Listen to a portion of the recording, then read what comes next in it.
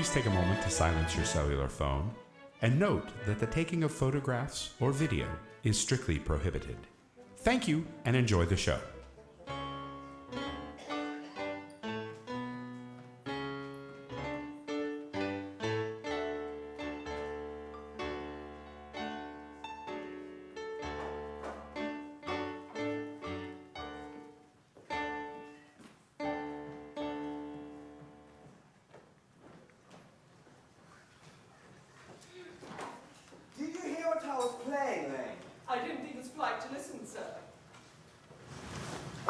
About that for your sake.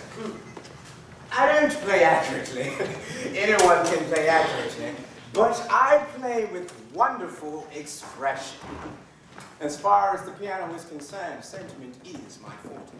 I keep science for life. Yes, sir. Oh, and speaking of the science of life, have you got the cucumber sandwiches cut for Lady Bracknell? Yes, sir.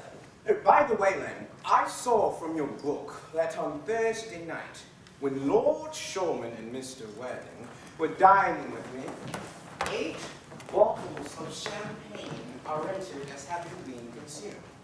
Yes, sir. 8 bottles and a pint. Why is it that at a bachelor's establishment the servants invariably drink the champagne? I ask merely for information. Oh, I attribute it to the superior quality of the wine, sir. I have often observed in married households, champagne is rarely of a first-rate brand. Good heavens, is marriage so demoralizing as that?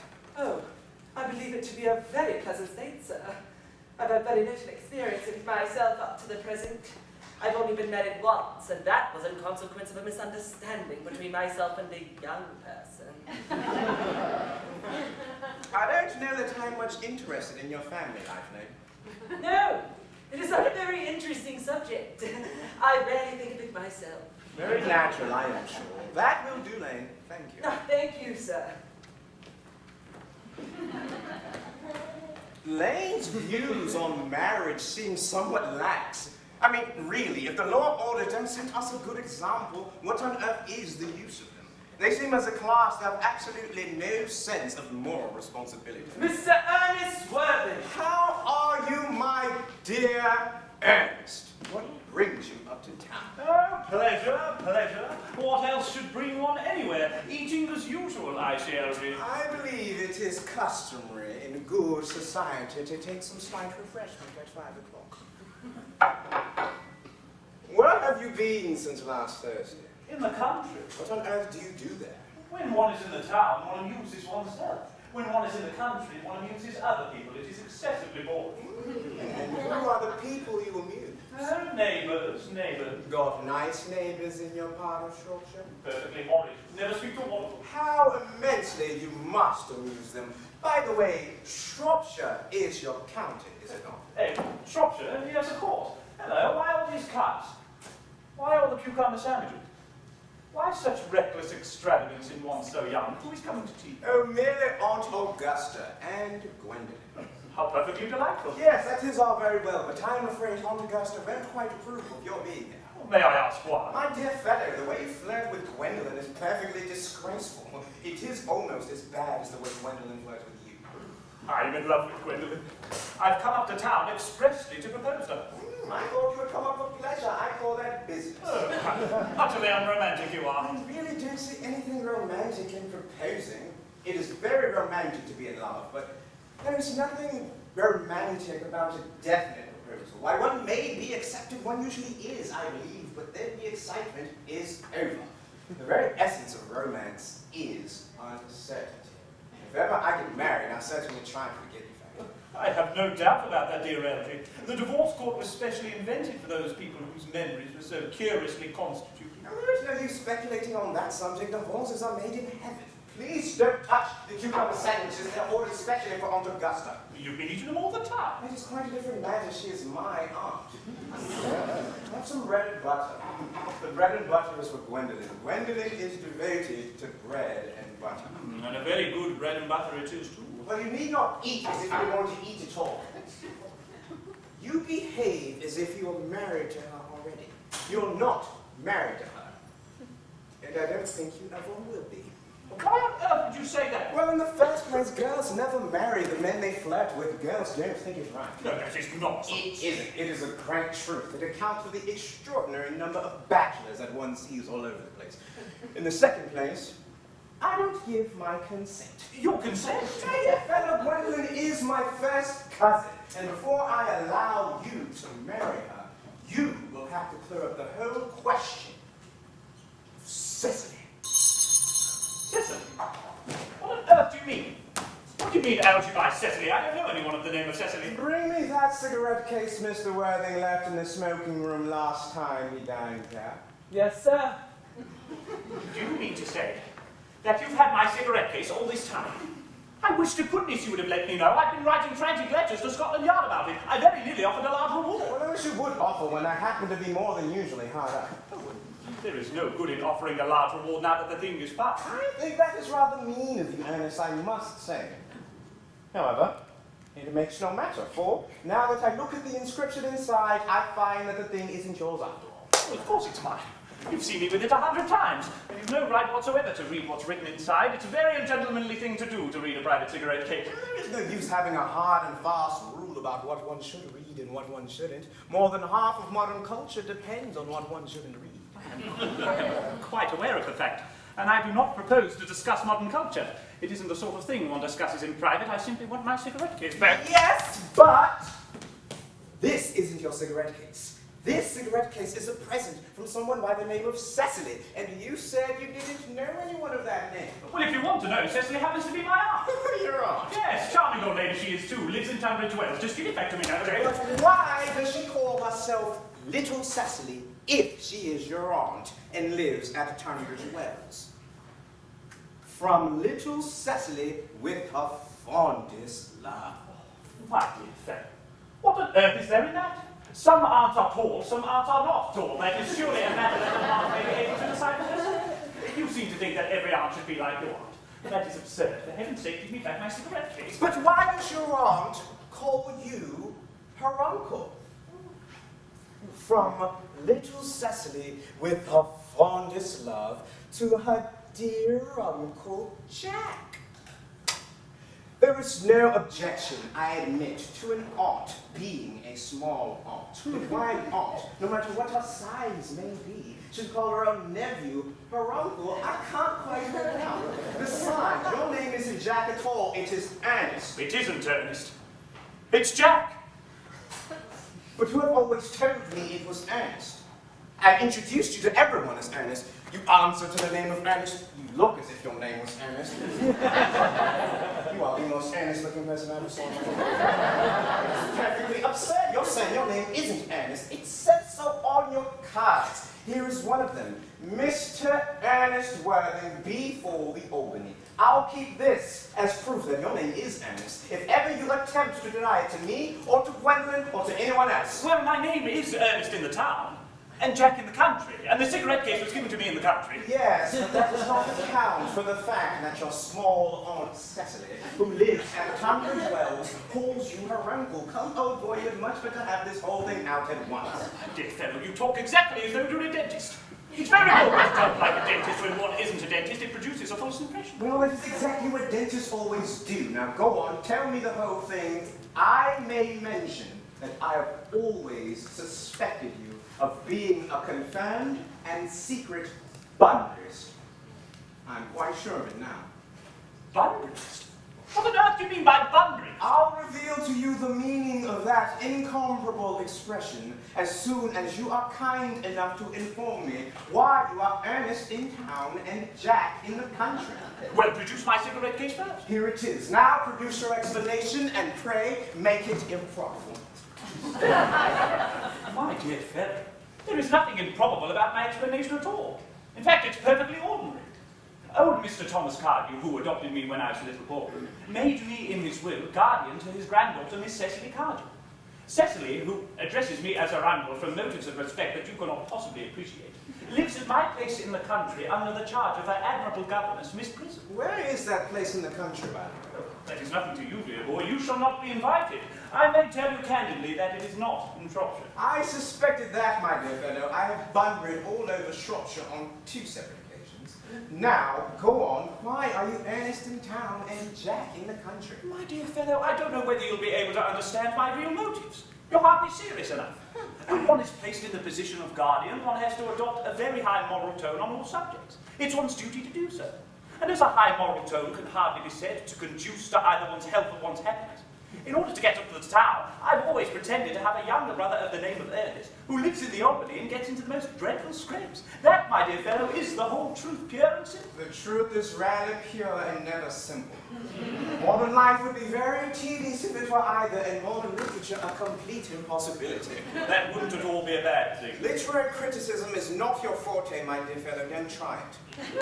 Leave it to people who haven't been at a university. They do it so well in the daily papers. What you really are is a bunburyist. I was quite right in saying you were a bunburyist before. In fact, you are one of the most advanced bunburyists I know. What on earth do you mean? You have invented a very useful younger brother called Ernest in order that you might come up to town as often as you like. I have invented an invaluable, permanent invalid called Bunbury in order that I might go down to the country whenever I choose. Bunbury is perfectly invaluable. If it weren't for Bunbury's extraordinary bad health, for instance, I wouldn't be able to dine with you at Willis's tonight, for I have really been engaged to Aunt Augusta for more than a week. I haven't asked you to dine with me anywhere tonight. I know, you are absurdly careless about sending out invitations. It is very foolish. Nothing annoys people as much as not receiving invitations. You had better much dine with your Aunt Augusta. I haven't the smallest intention of doing anything of the kind. To begin with, I dine there on Monday, and once a week is quite enough to dine with one's own relations. In the second place, whenever I do dine there, I'm always treated as a member of the family, and sit down with either no woman at all, or two. In the third place, I know perfectly well she will place me next to. She will place me next to Meredith Farquhar, who always flirts with her own husband across the dinner table. That is not very pleasant. Indeed, it is not even decent.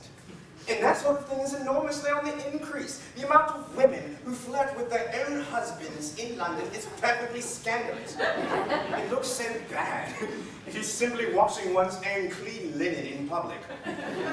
Besides, now that I know you to be a confirmed Bunburyist, I naturally want to talk to you about Bunbury. I want to tell you the rules. No, but I'm not a Bunburyist at all. If Gwendolen accepts me, I intend to kill my brother. In fact, I think I'll kill him in any case. Cecily's a little too much interested in him, it is rather a bore. So I'm going to get rid of Ernest. And I strongly advise that you do the same with Mr. your invalid friend with the absurd name. Nothing will induce me to part with Bunbury. And if ever you get married, which seems to me extremely problematic, you will be very glad to know Bunbury. A man who marries without knowing Bunbury is a very tedious time. That is nonsense. If I marry a charming girl like Gwendolen, and she is the only girl I ever saw in my life that I would marry, I certainly won't want to know Bunbury. Then your wife will. You don't seem to realize that in married life, 3 is company and 2 is none. That, my dear young friends, is the theory that the corrupt French drama has been propounding for the last 50 years. Yes, and that the happy English home has proved in half. Heaven's sake, don't try to be cynical. It's perfectly easy to be cynical. My dear fellow, it isn't easy to be anything nowadays. There's such a lot of beastly competition about. That must be Aunt Augusta. Only relatives or creditors ever ring in that Wagnerian manner. Now, if I get her out of the way for 10 minutes so that you might have an opportunity of proposing to Gwendolen, may I dine with you tonight at Willis's? Well, I suppose so if you want to. Yes, but you must be serious about it. I hate people who are not serious about meals. It is so shallow. Lady Bracknell and Miss Fairfax. Good afternoon, dear Algernon.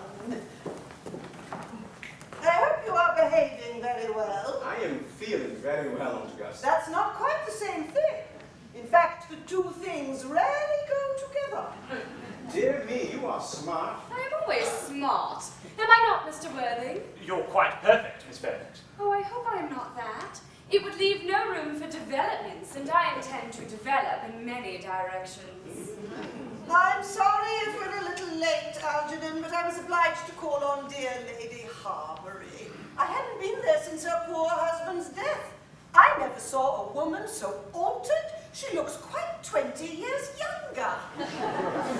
Now I'll have a cup of tea and one of those nice cucumber sandwiches you promised me. Certainly, Aunt Augusta. Won't you come and sit over here, Gwendolyn? Thanks, Mama. I'm quite comfortable where I am. Good heavens, Lane! Why are there no cucumber sandwiches? I ordered them specially. There were no cucumbers when I went down to the market this morning. I went down twice. No cucumbers. No, not even for rent money. That will do, Lane. Thank you. No, thank you, sir.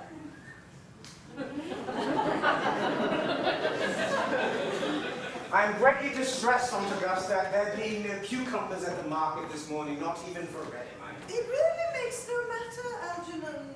I had some crumpets with Lady Harbury, who seems to me to be living entirely for pleasure now. I hear her hair has turned quite gold from grief. It certainly has changed its color. From what cause, I of course cannot say.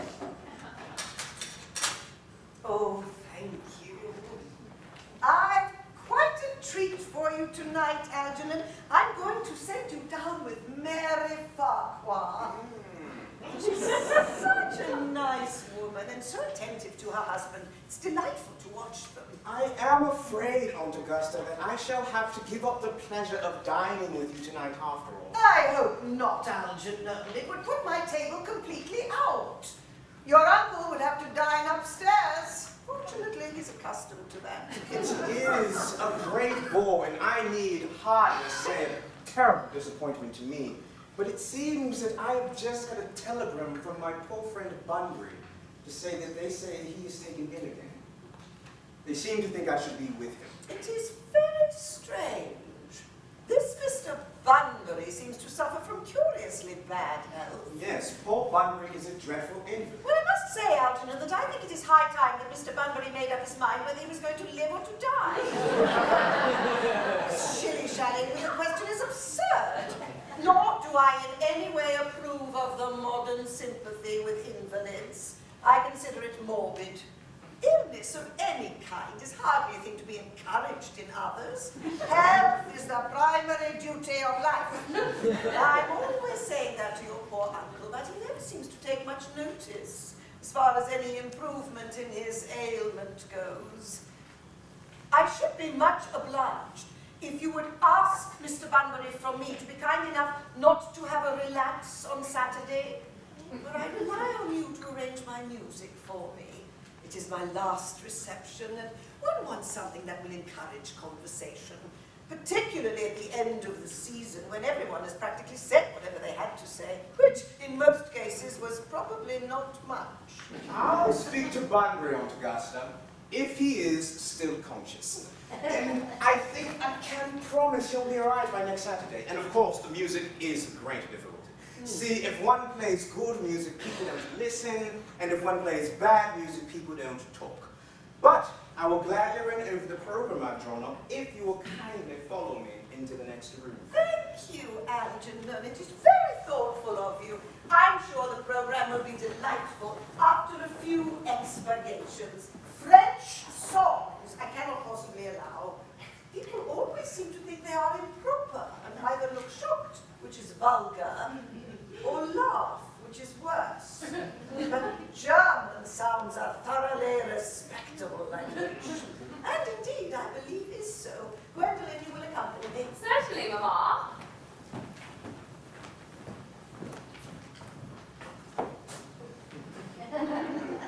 Charming day it has been, Miss Fairfax. Pray, don't talk to me about the weather, Mr. Worthing. Whenever people talk to me about the weather, I always feel quite certain that they mean something else.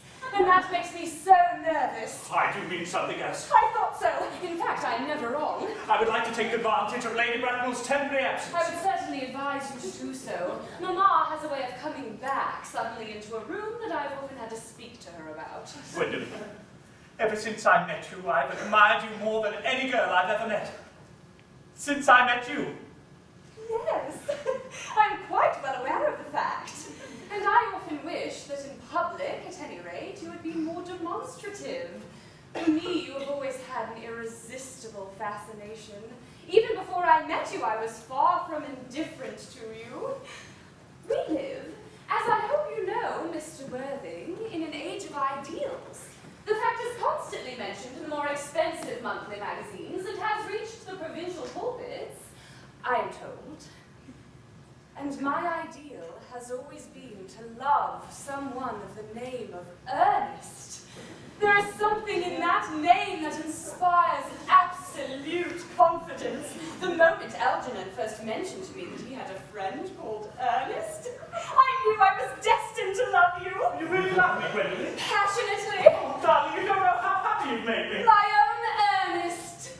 But you don't really need to say that you couldn't love me if my name wasn't Ernest. But your name is Ernest. Yes, it is. But supposing that it was something else, you mean to say that you couldn't love me then? Oh, that is clearly a metaphysical speculation. And like most metaphysical speculations, has very little reference at all to the actual facts of real life as we know them.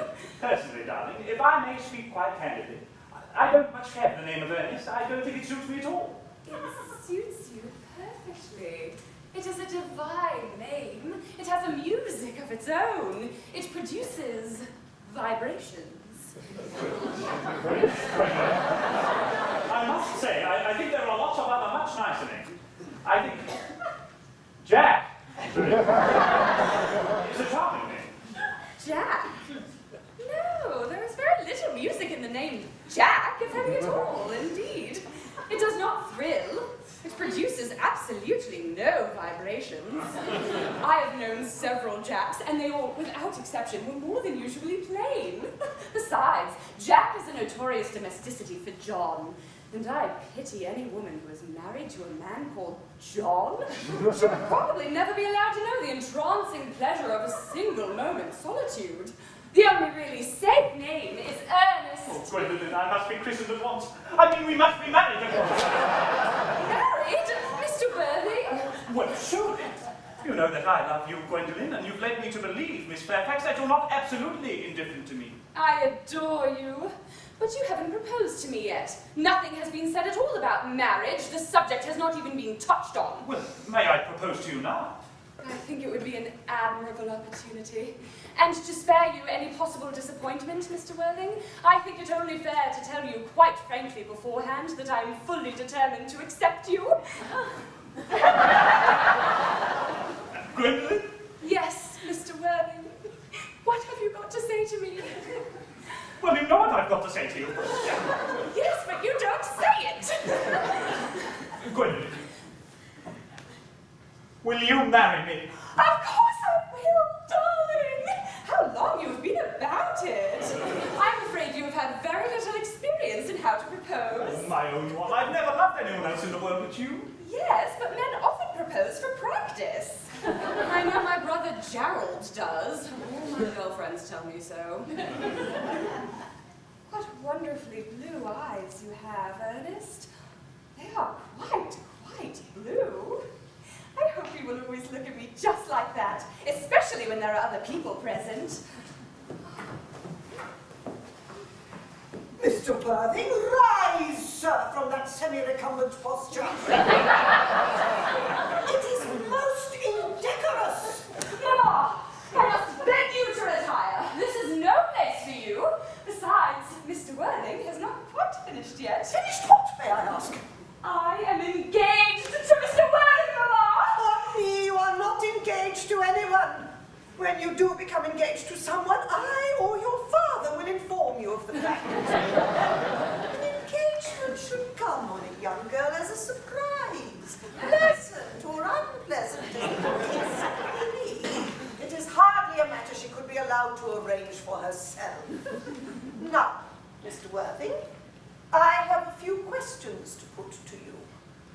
While I'm making these inquiries, you, Gwendolyn, will wait for me below in the carriage. Mama! In the carriage, Gwendolyn. Gwendolyn, the carriage. Yes, Mama.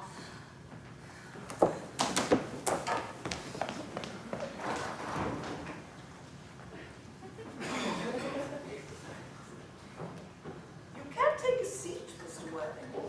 Thank you, Lady Ratton. I prefer standing. I feel bound to tell you that you are not down on my list of eligible young men. Although I have the list as the dear Duchess of Bolton has. We work together, in fact. However, I'm quite ready to enter your name should your answers be what a really affectionate mother requires. Do you smoke? Well, yes, I must admit I smoke. I'm glad to hear it. A man should always have an occupation of some kind. There are far too many idle men in London as it is.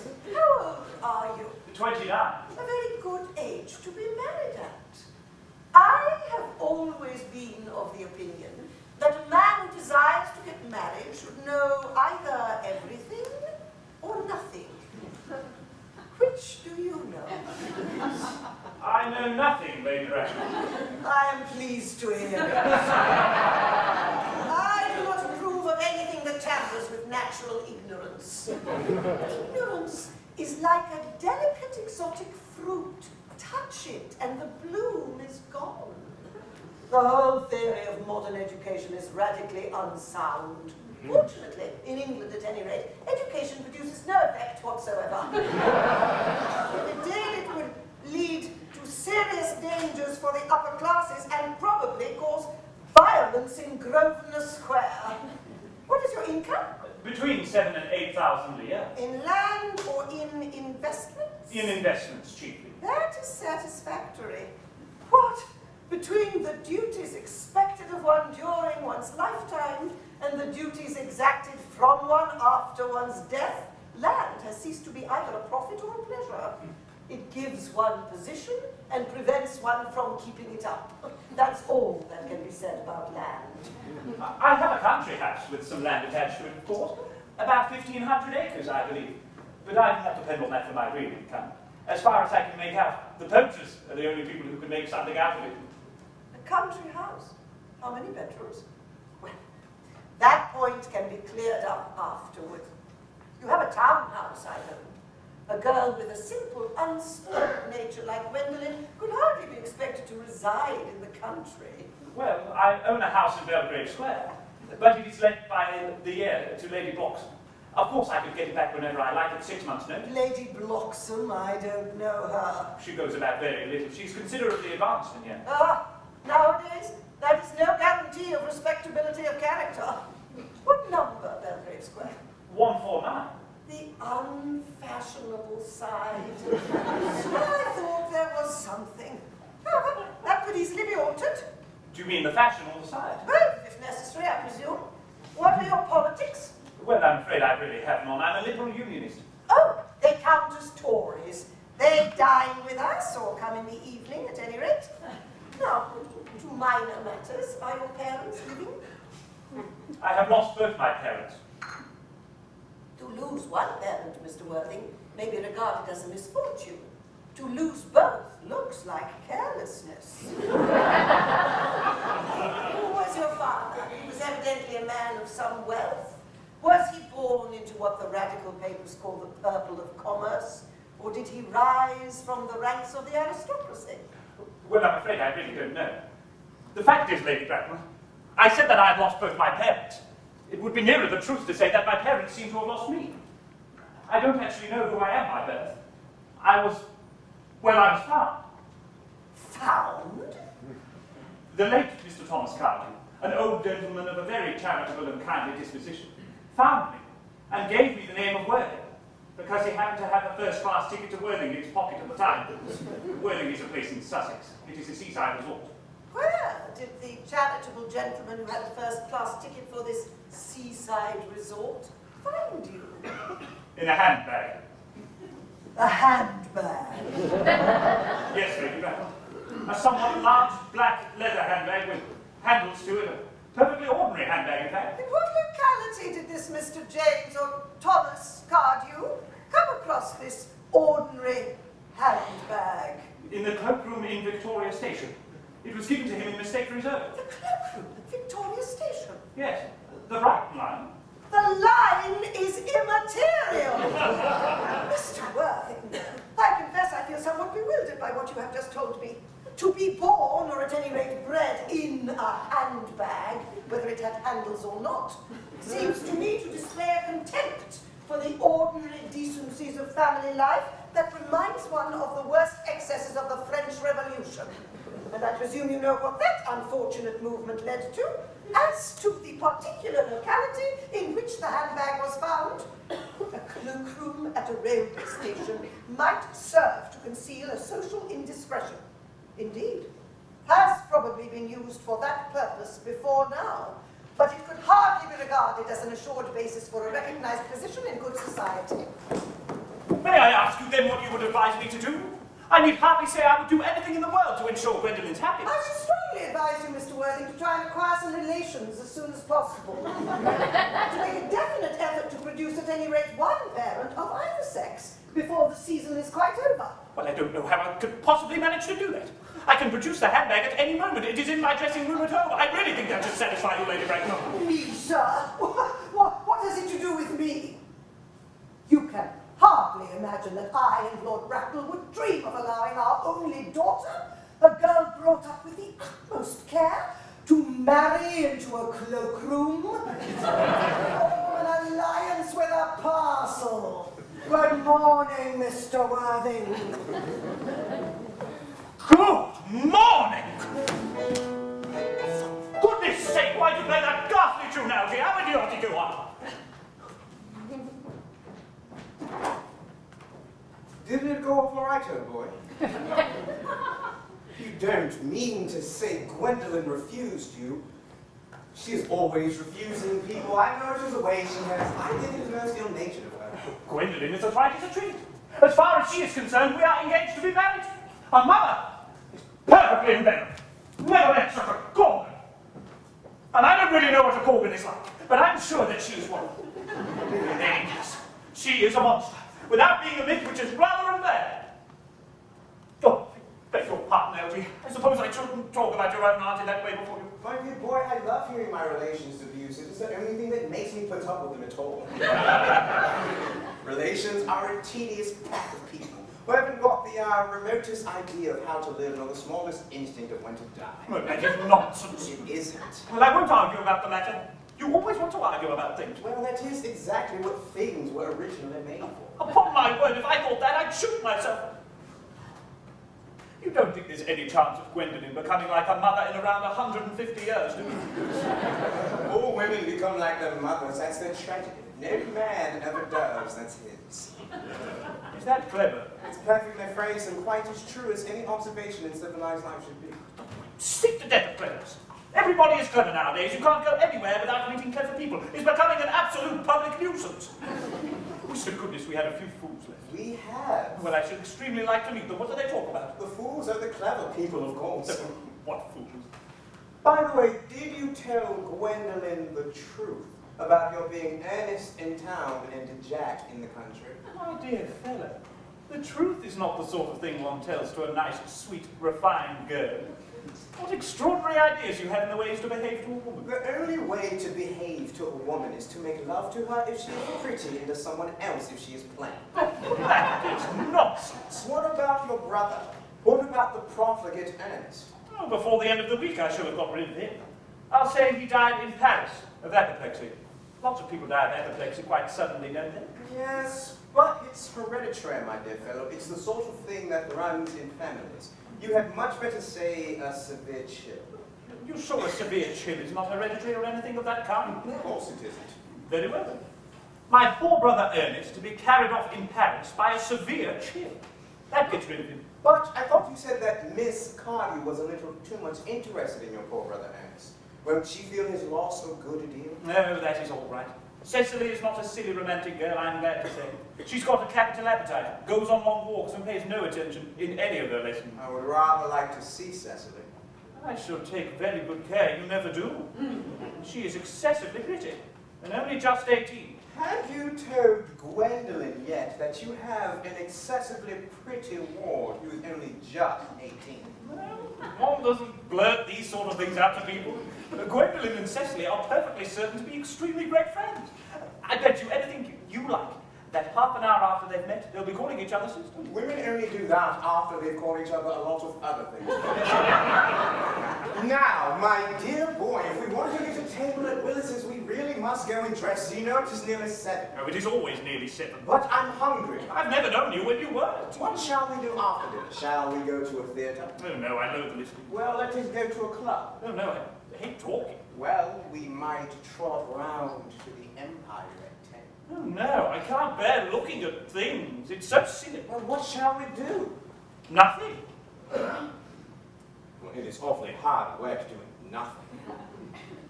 However, I don't mind hard work where there is no definite object of any kind. Miss Fairfax! Gwendolyn, upon my word. Algie, kindly turn your back. I have something very particular to say to Mr. Worthing. Really, Gwendolyn, I don't think I can allow this at all. Algie, you always adopt a strictly immoral attitude towards life. You are not quite old enough to do that.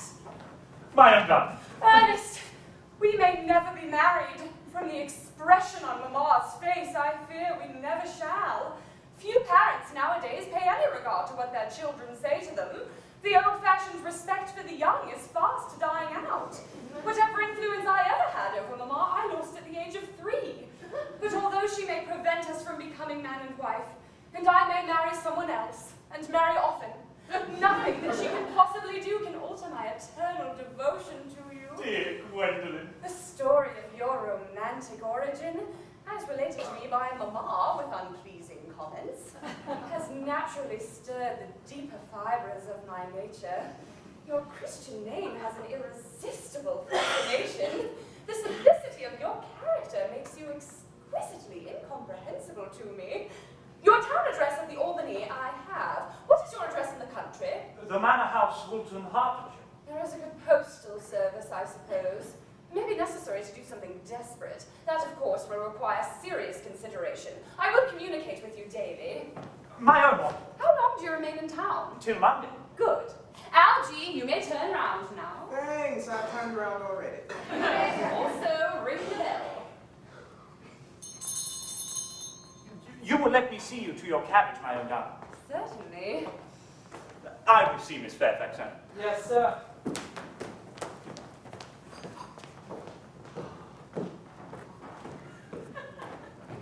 A glass of sherry, Lane. Yes, sir.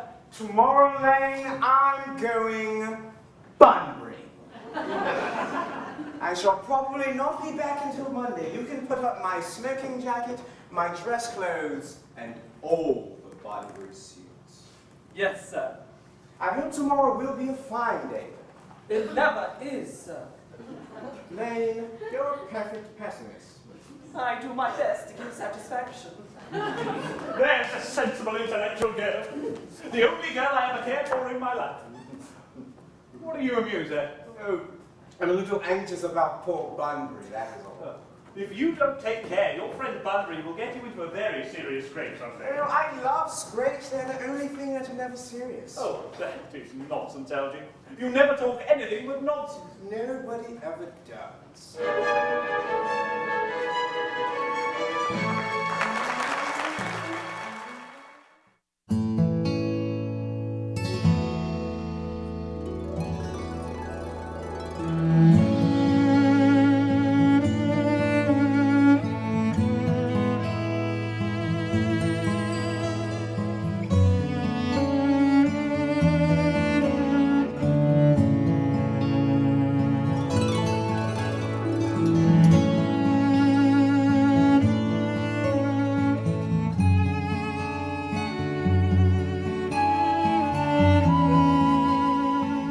Welcome to Discovering the Importance of Being Earnest.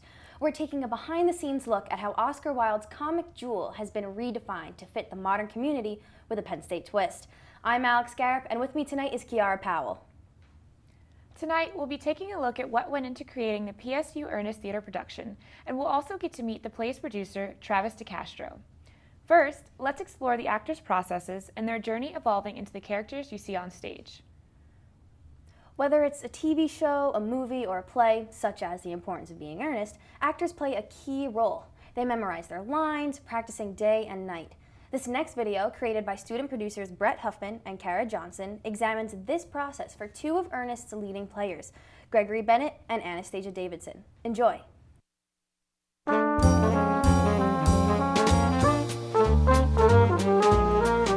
Many PSU theater students worked day in and day out this year in order to bring these characters to life in Oscar Wilde's The Importance of Being Earnest.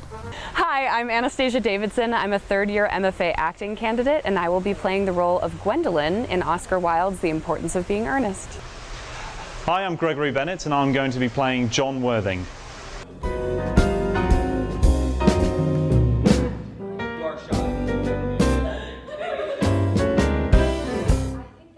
When I was announced to play Gwendolyn, I think I literally squealed.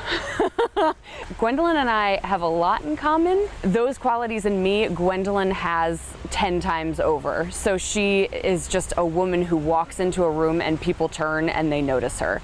With John, well, more so than what I relate to him, what I enjoy about his character is his need for control amongst all the nonsense that is happening around him. Just trying to bring everything back and bring everything back in, back into control, and organize everything. And you've got this, this cast of completely calming, dazzling characters, of which he loves, I think, but at the same time, wants to control and sort out as such, yeah. Ooh, a day in the life during showtime. Well, I mean, it's pretty much all of our daily classes, and then on top of that, you're working on the text. So we'll take some dialect notes, and I'll be working on those on my own time, and then we have rehearsals each evening, Monday through Saturday, for 4 hours a day. And then, of course, that gets a little bit more rigorous as we head into tech rehearsal and into opening. So just in terms of my preparation, going over the script, making sure I know what I've got to say, but also just taking the time to really drop into the character and build and develop and come up with new things and, practice what needs to be practiced, but also remaining spontaneous, which all adds, I suppose, to the charm of what Oscar Wilde is really trying to do here. How has being part of the theater department changed my life? I've just become a much more grounded and relaxed actor, as well as a more thorough actor. Completely changed my life. I would say that I'm extremely proud of being here at Penn State. I'm looking forward to doing my first show. Depicting a character is not as easy as it may seem. Actors practice to perfect the role they were chosen to play. Actors make a production possible, and they do a great job of bringing the characters they play to life. A perfect complement to the actors' depiction of their characters is their costumes. They provide an aesthetic component that really ties it all together and helps the character become more memorable. Student producers Tyler Brackbill, Rachel Sattel, and Robia Colbert created the next video. It explores the lead costume designer who strived to capture the essence of the play's original writer, Oscar Wilde. Let's take a look.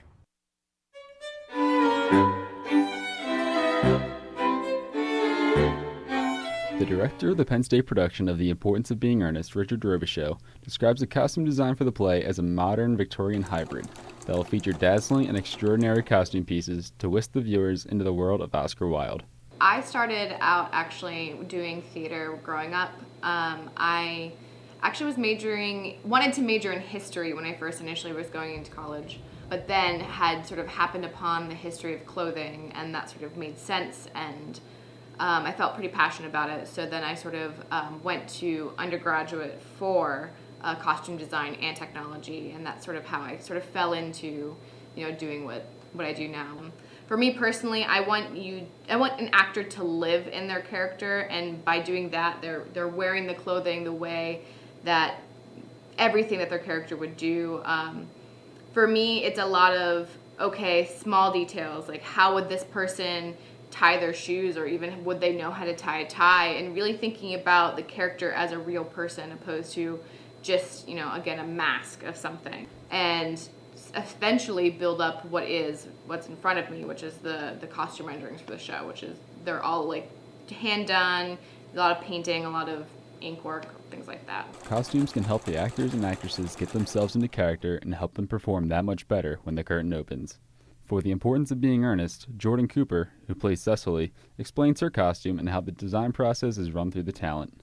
everything about Cecily's world is pink and joyful and girly, and so it's pink and it's got a lot of floral, three-dimensional flowers on it, so like floral ribbons, and it's very light and like twirly. Carly made it very clear that we need to give her any of our thoughts about the costumes very openly. If there's anything that I feel like is going to prohibit me from doing something that I need to do, then I will let her know.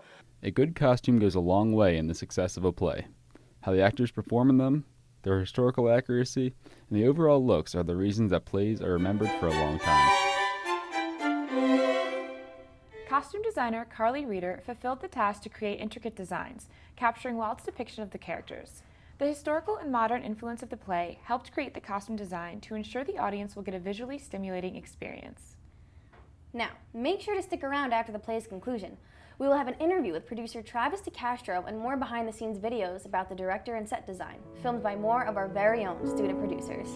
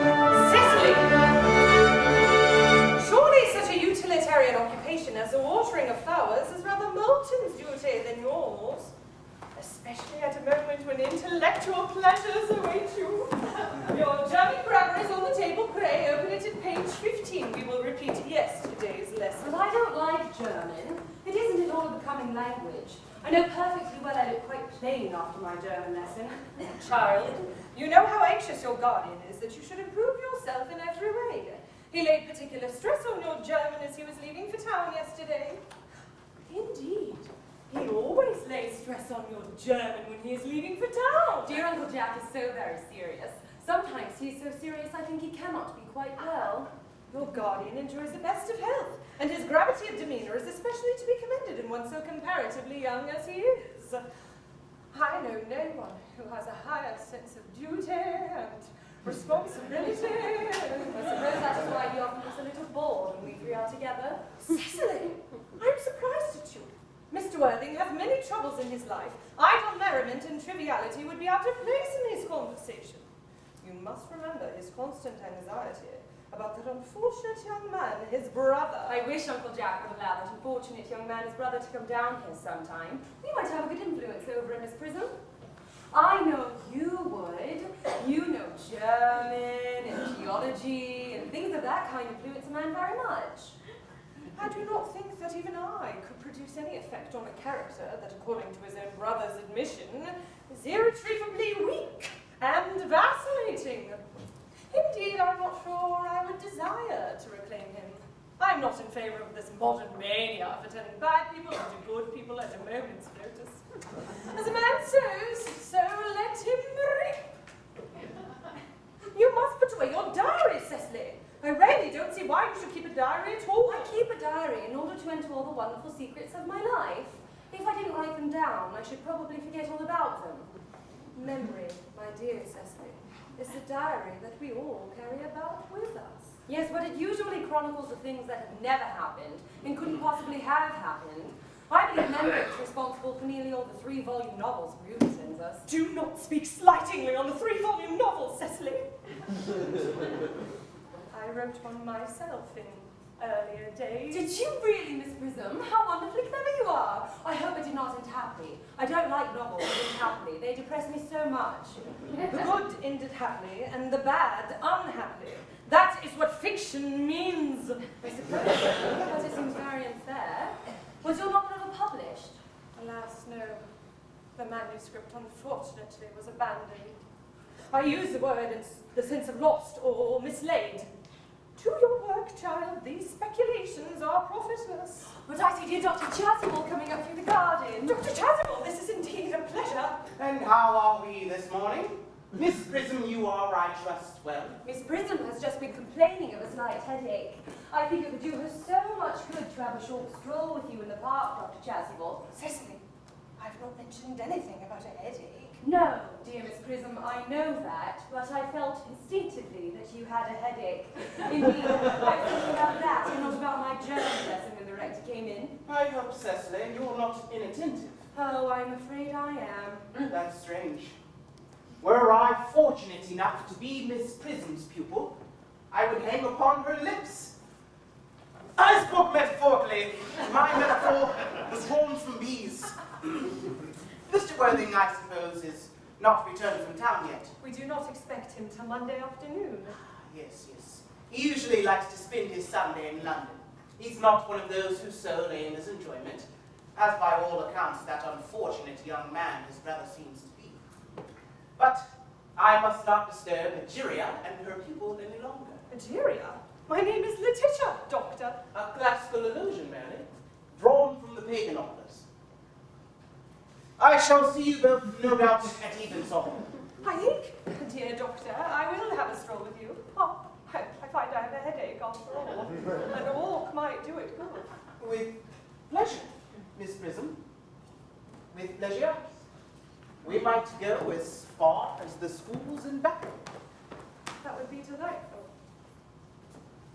Cecily, you will read your political economy in my absence. The chapter on the fall of the rupee you may omit. It is somewhat too sensational. Even these metallic problems have their melodramatic side. Horrid political economy, horrid geography, horrid German. Mr. Ernest Worthing has just driven over from the station. He's brought his luggage with him. Mr. Ernest Worthing, B4 the Albany W. Uncle Jack's brother. Did you tell him Mr. Worthing was in town? Yes, miss. He seemed very much disappointed. I mentioned that you and Miss Prism were in the garden. He said he was anxious to speak to you privately for a moment. Ask Mr. Ernest Worthing to come out here. I suppose you'd better talk to the housekeeper about a room for him. Yes, miss. I've never met any really wicked person before. I feel rather frightened. I'm so afraid he will look just like everyone else. He does. You are my little cousin Cecily, I'm sure. You're under some strange mistake. I'm not little. In fact, I believe I am more than usually tall for my age. But I am your cousin Cecily. You, I see from your card, are Uncle Jack's brother, my cousin Ernest. My wicked cousin Ernest. Oh, I am not really wicked at all, cousin Cecily. You mustn't think that I am wicked. And if you are not, then you have been deceiving us all in a very inexcusable manner. I hope you have not been leading a double life, pretending to be wicked and being really good all the time. That would be hypocrisy. Oh, well, of course I have been rather reckless. I'm glad to hear it. In fact, now that you mention the subject, I have been very bad in my own small way. I don't think you should be so proud of that, though I'm sure it must have been very pleasant. It is much pleasanter being here with you. I can't understand that you're here at all. Uncle Jack won't be back till Monday afternoon. Well, that is a great disappointment. I am obliged to go up by the first train Monday morning. I have a business appointment that I'm anxious to miss. Couldn't you miss it anywhere but in London? No, the appointment is in London.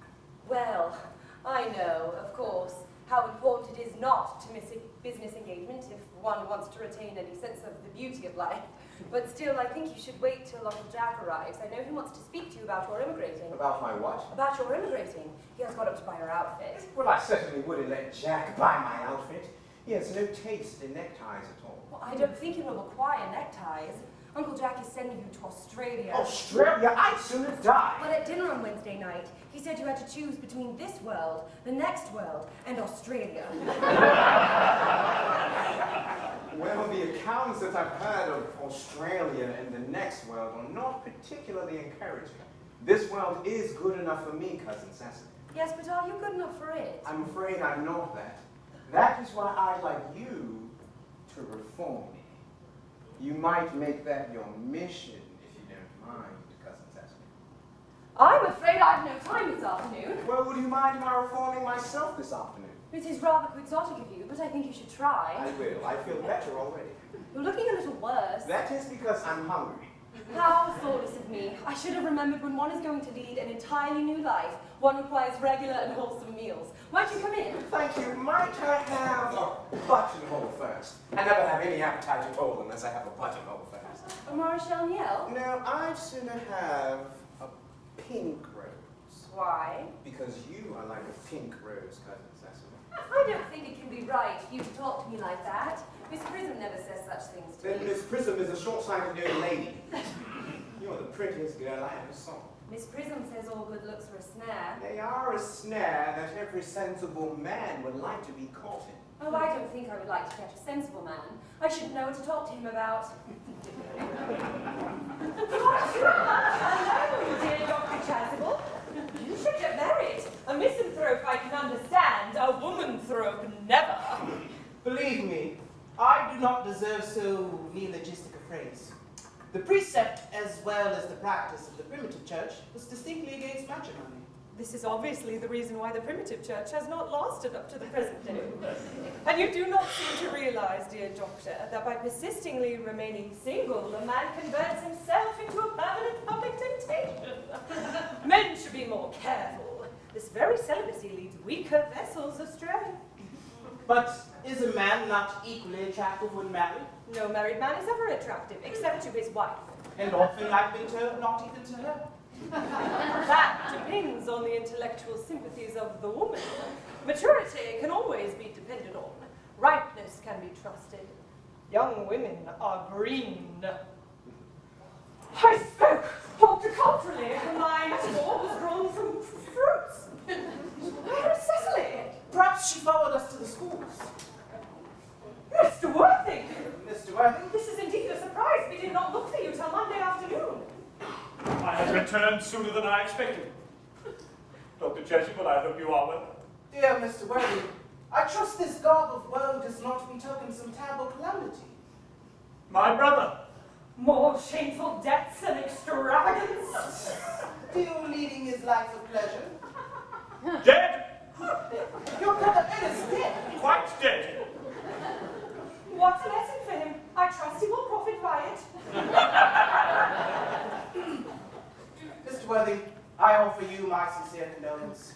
You have at the least the consolation of knowing that you were always the most generous and forgiving of brothers. Poor Ernest. He had many faults, but it is a sad blow. A sad blow. Very sad indeed. Were you with him at the inn? No. He died abroad. In Paris, in fact. I had a telegram last night from the manager of the Grand Hotel. Was the cause of death mentioned?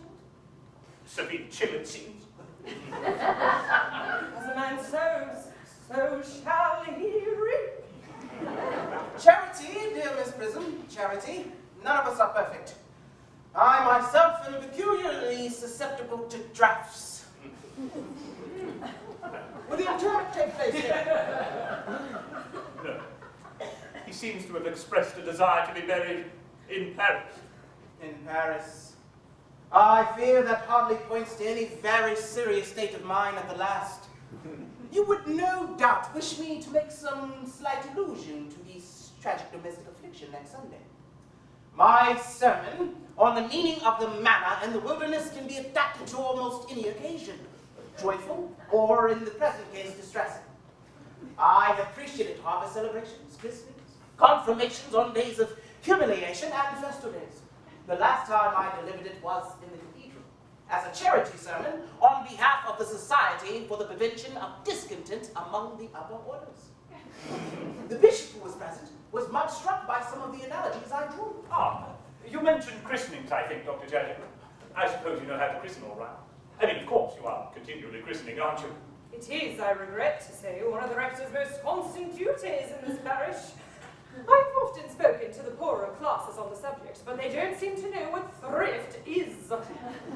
But is there any particular infant in whom you're interested, Mr. Worthing? Your brother was, I believe, unmarried, was he not? Oh, yes. People who live entirely for pleasure usually are. But it is not for any child, dear doctor. I am very fond of children, no. The fact is, I would like to be christened myself. This afternoon, if you have nothing better to do. But surely, Mr. Worthing, you've been christened already. I don't remember anything about it. But have you any grave doubts on the subject? Well, of course, I intend to have. Of course, I don't know if the thing would bother you at all, or if you think I'm a little too old now.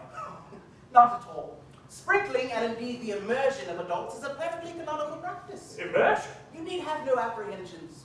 Sprinkling is all that is necessary, or indeed I think advisable. Or whether it's so changeable. What hour would you wish the ceremony performed? Well, I might drop around about 5 if that would suit you. Perfectly. Perfectly. In fact, I have 2 similar ceremonies to perform at that time.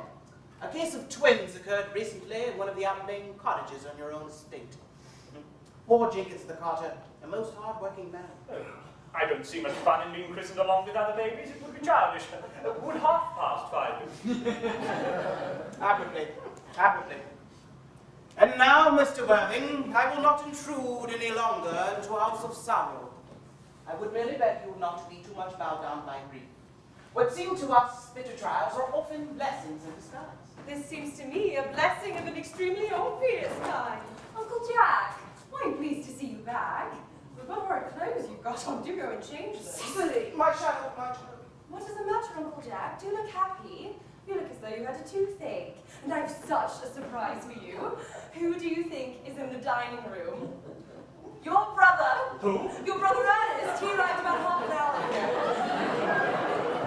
Since I haven't got a brother. Oh, don't say that. However badly he may have behaved to you in the past, he's still your brother. You wouldn't be so heartless as to disown him. I'll tell him to come out, and you will shake hands with him, won't you, Uncle Jack? These are very joyful tidings. After we had all been resigned to his loss, his sudden return seems to me peculiarly distressing. My brother is in the dining room. I don't know what at all it means. I think it's perfectly absurd. Good heavens.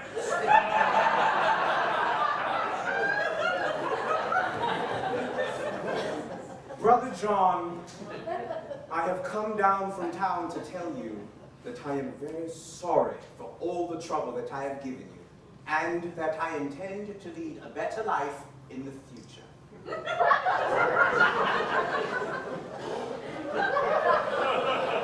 Jack, you're not going to refuse your own brother's hand. Nothing would induce me to take his hand. I think his coming down here is disgraceful. He knows perfectly well why. Uncle Jack, do be nice. There is some good in everyone. Ernest has just been telling me about his poor invalid friend, Mr. Bunbury. Surely there is much good in one who is kind to an invalid and leaves the pleasures of London to sit by a bed of pain. Oh, he's been talking to you about Bunbury, has he? Yes, he's told me all about poor Mr. Bunbury and his terrible state of health. Bunbury? Well, I won't have him talk to you about Bunbury or anything else. It's enough to drive one perfectly frantic. Of course, I must admit that the faults were all on my side. But I must say that Brother John's coldness to me is peculiarly painful. I expected a much more enthusiastic welcome, especially considering it is the first time I've come here. Uncle Jack, if you do not shake hands with Ernest, I will never forgive you. Never forgive me? Never, never, never. Well, this is the last time I shall ever do it.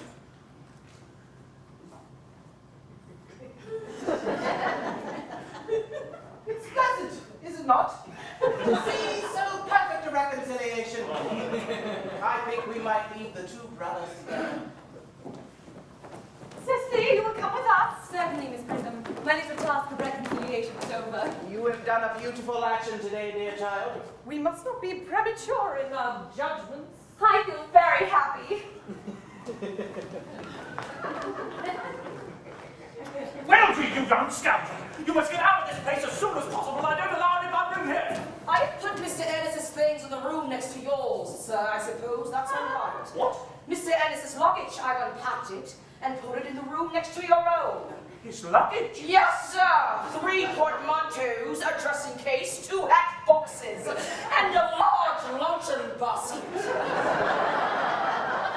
I am afraid I can't stay more than a week this time. Merriman, order the dog cart at once. Mr. Ernest has suddenly been called back to town. Yes, sir.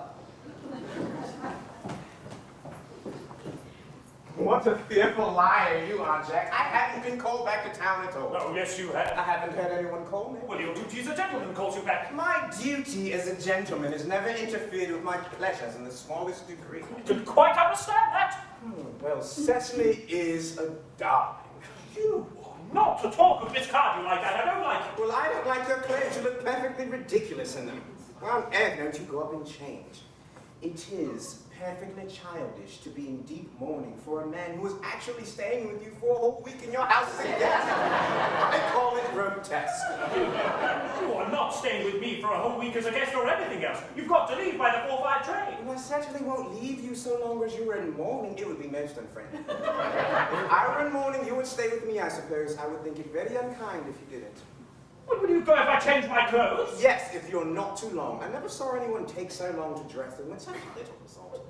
Don't at any rate. It is better than being always overdressed as you are. If I am occasionally a little overdressed, I make up for it by always being immensely overeducated. Your vanity is ridiculous. Your conduct an outrage, and your presence in my garden utterly absurd. However, you have got to leave by the 4:05 train. I hope you have a pleasant journey back to town. This bungering, as you call it, has not been a great success for you. I think it has been a great success. I am in love with Cecily, and that is everything. But I must see her before I go and make arrangements for another bundling. Ah, there she is. Oh, I merely came back to water the roses. I thought you were with Uncle Jack. He's gone to order the dog cart for me. Oh, is he going to take you for a nice drive? He's going to send me away. And have we got to part? I'm afraid so. It is a very painful parting. It is always painful parting from people whom one has known for a very brief space of time. The absence of old friends one can endure with equanimity, but even a momentary separation from anyone to whom one has just been introduced is almost unbearable. Thank you. The dog cart is at the door, sir. It can wait, Merriman, for 5 minutes. Yes, miss. I hope I shall not offend you, Cecily, if I state quite frankly and openly that you seem to me to be, in every way, the visible personification of absolute perfection. Your frankness does you great credit, Ernest. If you would allow me, I could copy your remarks into my diary. Do you keep a diary? I give anything to have a look at me. Oh, no. You see, it is simply a very young girl's record of her own thoughts and impressions, and consequently meant for publication. When it appears in volume form, I hope you will order a copy. But pray, Ernest, don't stop. I have reached absolute perfection. You can go on. I'm quite ready for more. Don't cough, Ernest. When one is dictating, one should speak fluently and not cough. Besides, I don't know how to spell a cough. Cecily, ever since I have first looked upon your wonderful and incomparable beauty, I have dared to love you wildly, passionately, devotedly, hopelessly. I don't think you should tell me you love me wildly, passionately, devotedly, hopelessly. Hopelessly doesn't seem to make much sense, does it? Cecily! The dog cart is waiting, sir. Tell it to come round next week at the same hour. Yes, sir. Uncle Jack would be very much annoyed if he knew you were staying on till next week at the same hour. Oh, I don't care about Jack. I don't care for anyone in the whole world but you. I love you, Cecily. You will marry me, won't you? Oh, you silly boy, of course. Why, we've been engaged for the last 3 months. For the last 3 months? Yes, it will be exactly 3 months on Thursday. But how did we become engaged? Well, ever since dear Uncle Jack confessed to us that he had a younger brother who was very wicked and bad, you, of course, formed the chief topic of conversation between myself and Miss Prism. And, of course, a man who is often talked about is always very attractive. One feels there must be something in him after all. I dare say it was foolish of me, but I fell in love with you, Ernest. Darling, and when was the engagement actually settled? On the 14th of February last. Worn out by your entire ignorance of my existence, I determined to win the matter one way or the other, and after a long struggle with myself, I accepted you under this dear old tree here. The next day I bought this little ring in your name, and this true lover's knot I promised you always to wear. Did I give you this. It's very pretty, isn't it? Yes, you wonderfully good taste, Ernest. It's always the excuse I've given you for leading such a bad life.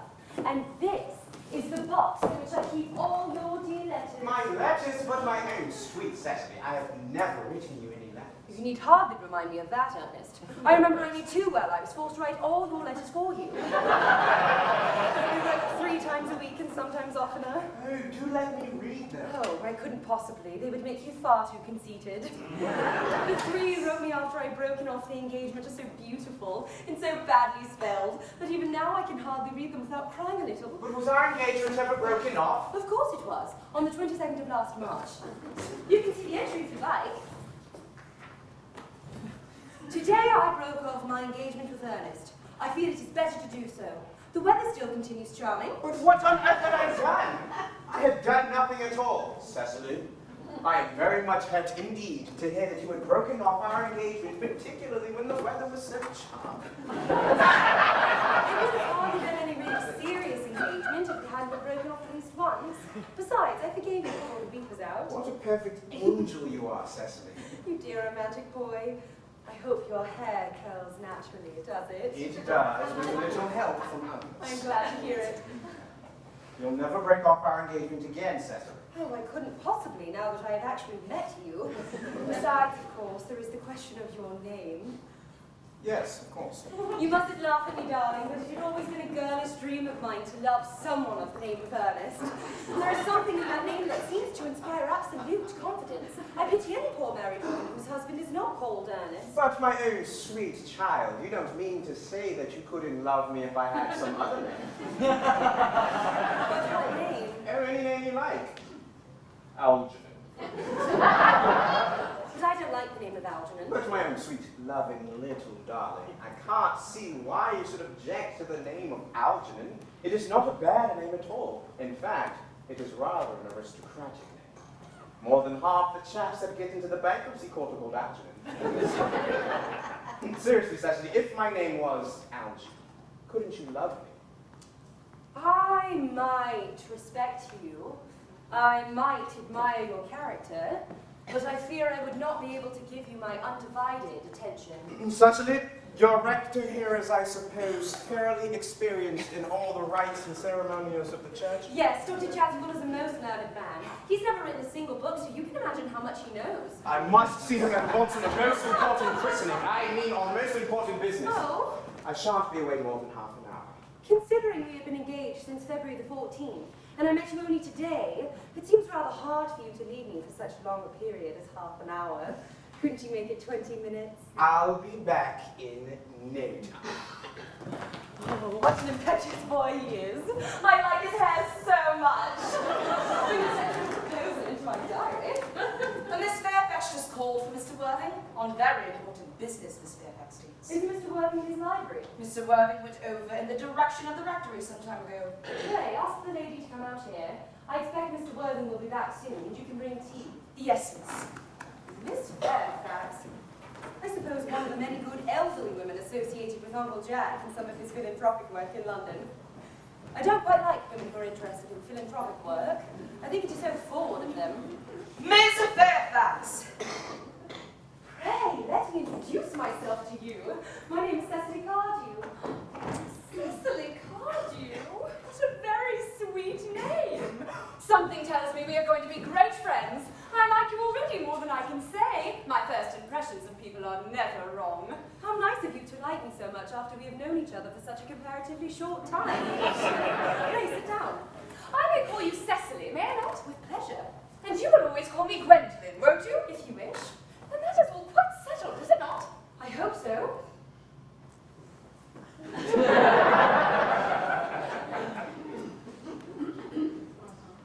Perhaps this might be a favourable opportunity for my mentioning who I am. My father is Lord Bracknell. You have never heard of Papa, I suppose? I don't think so. Outside the family circle, Papa, I'm glad to say, is entirely unknown. I think that is quite as it should be.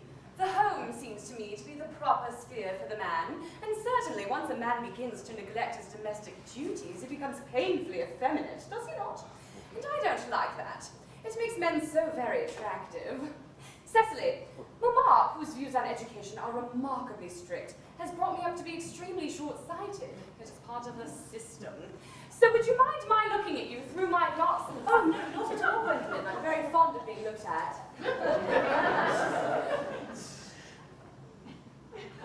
You are here on a short visit, I suppose? Oh, no, I live here. Really? Your mother, no doubt, or some female relative of advanced years resides here also? No, I have no mother, nor in fact any relations. Indeed. My guardian, with the assistance of Miss Prism, has the arduous task of looking after me. Your guardian? Yes, I'm Mr. Worthing's ward. Oh, it is strange. He never mentioned to me that he had a ward.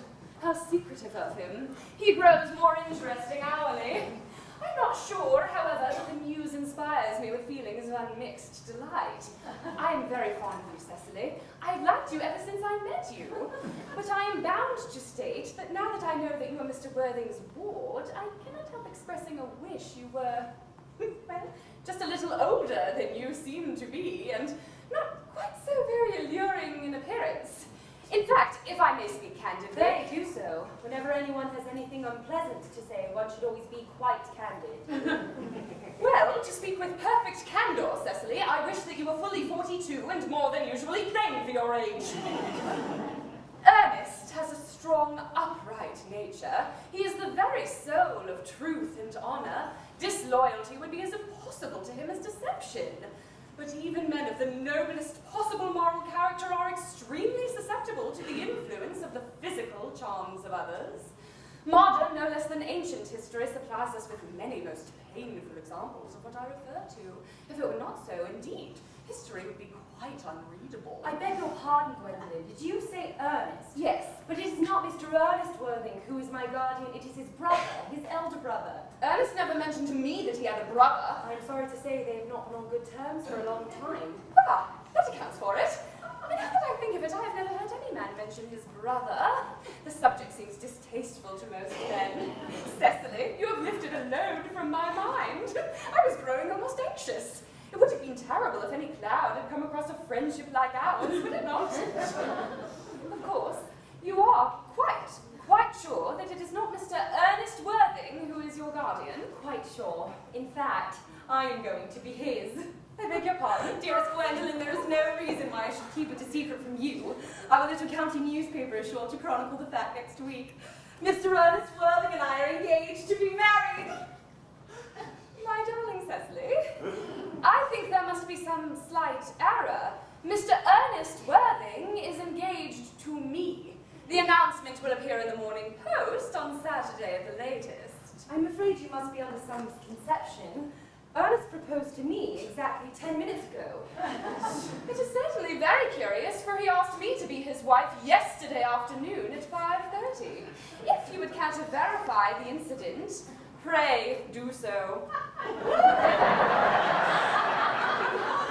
I never travel without my diary. One should always have something sensational to read in the train. I am so sorry, dear Cecily, if it is any disappointment to you, but I am afraid I have the prior claim. It would distress me more than I can tell you, dear Gwendolyn, if it caused you any mental or physical anguish.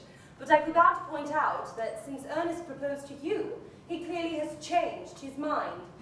If the poor fellow has been trapped into any foolish promise, I shall consider it my duty to rescue him at once, and with a firm hand. Whatever unfortunate entanglement my dear boy may have got into, I will never approach him with it after we are married. Do you allude to me, Miss Cardew, as an entanglement? You are presumptuous. On an occasion of this kind, it becomes more than a moral duty to speak one's mind. It becomes a pleasure. Do you suggest, Miss Fairfax, that I entrapped Ernest into an engagement? How dare you? This is no time for wearing the shallow mask of manners. When I see a spade, I call it a spade. I am glad to say that I have never seen a spade. It is obvious that our social spheres have been widely different.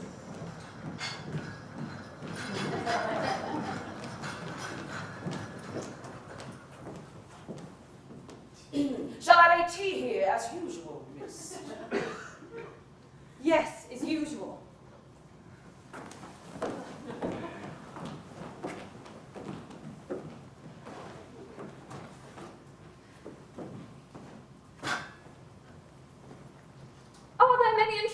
folks in the vicinity, Miss Cardew? Oh yes, a great many. From atop one of the hills quite close, one can see 5 counties. 5 counties? I don't think I should like that. I hate crowds. I suppose that is why you live in town.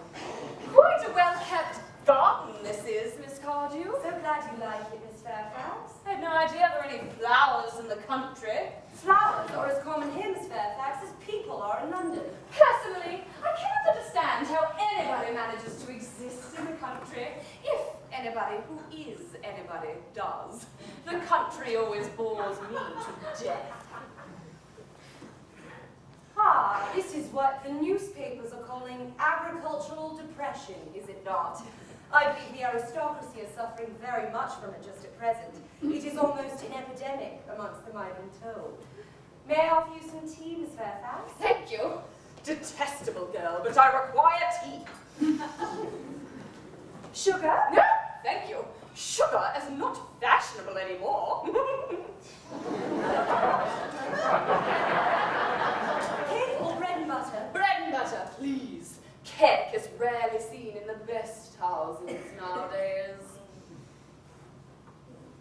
And that, Miss Fairfax?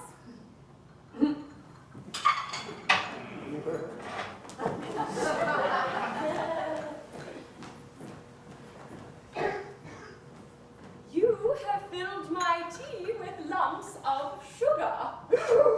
And though I asked, most distinctly for bread and butter, you have given me cake.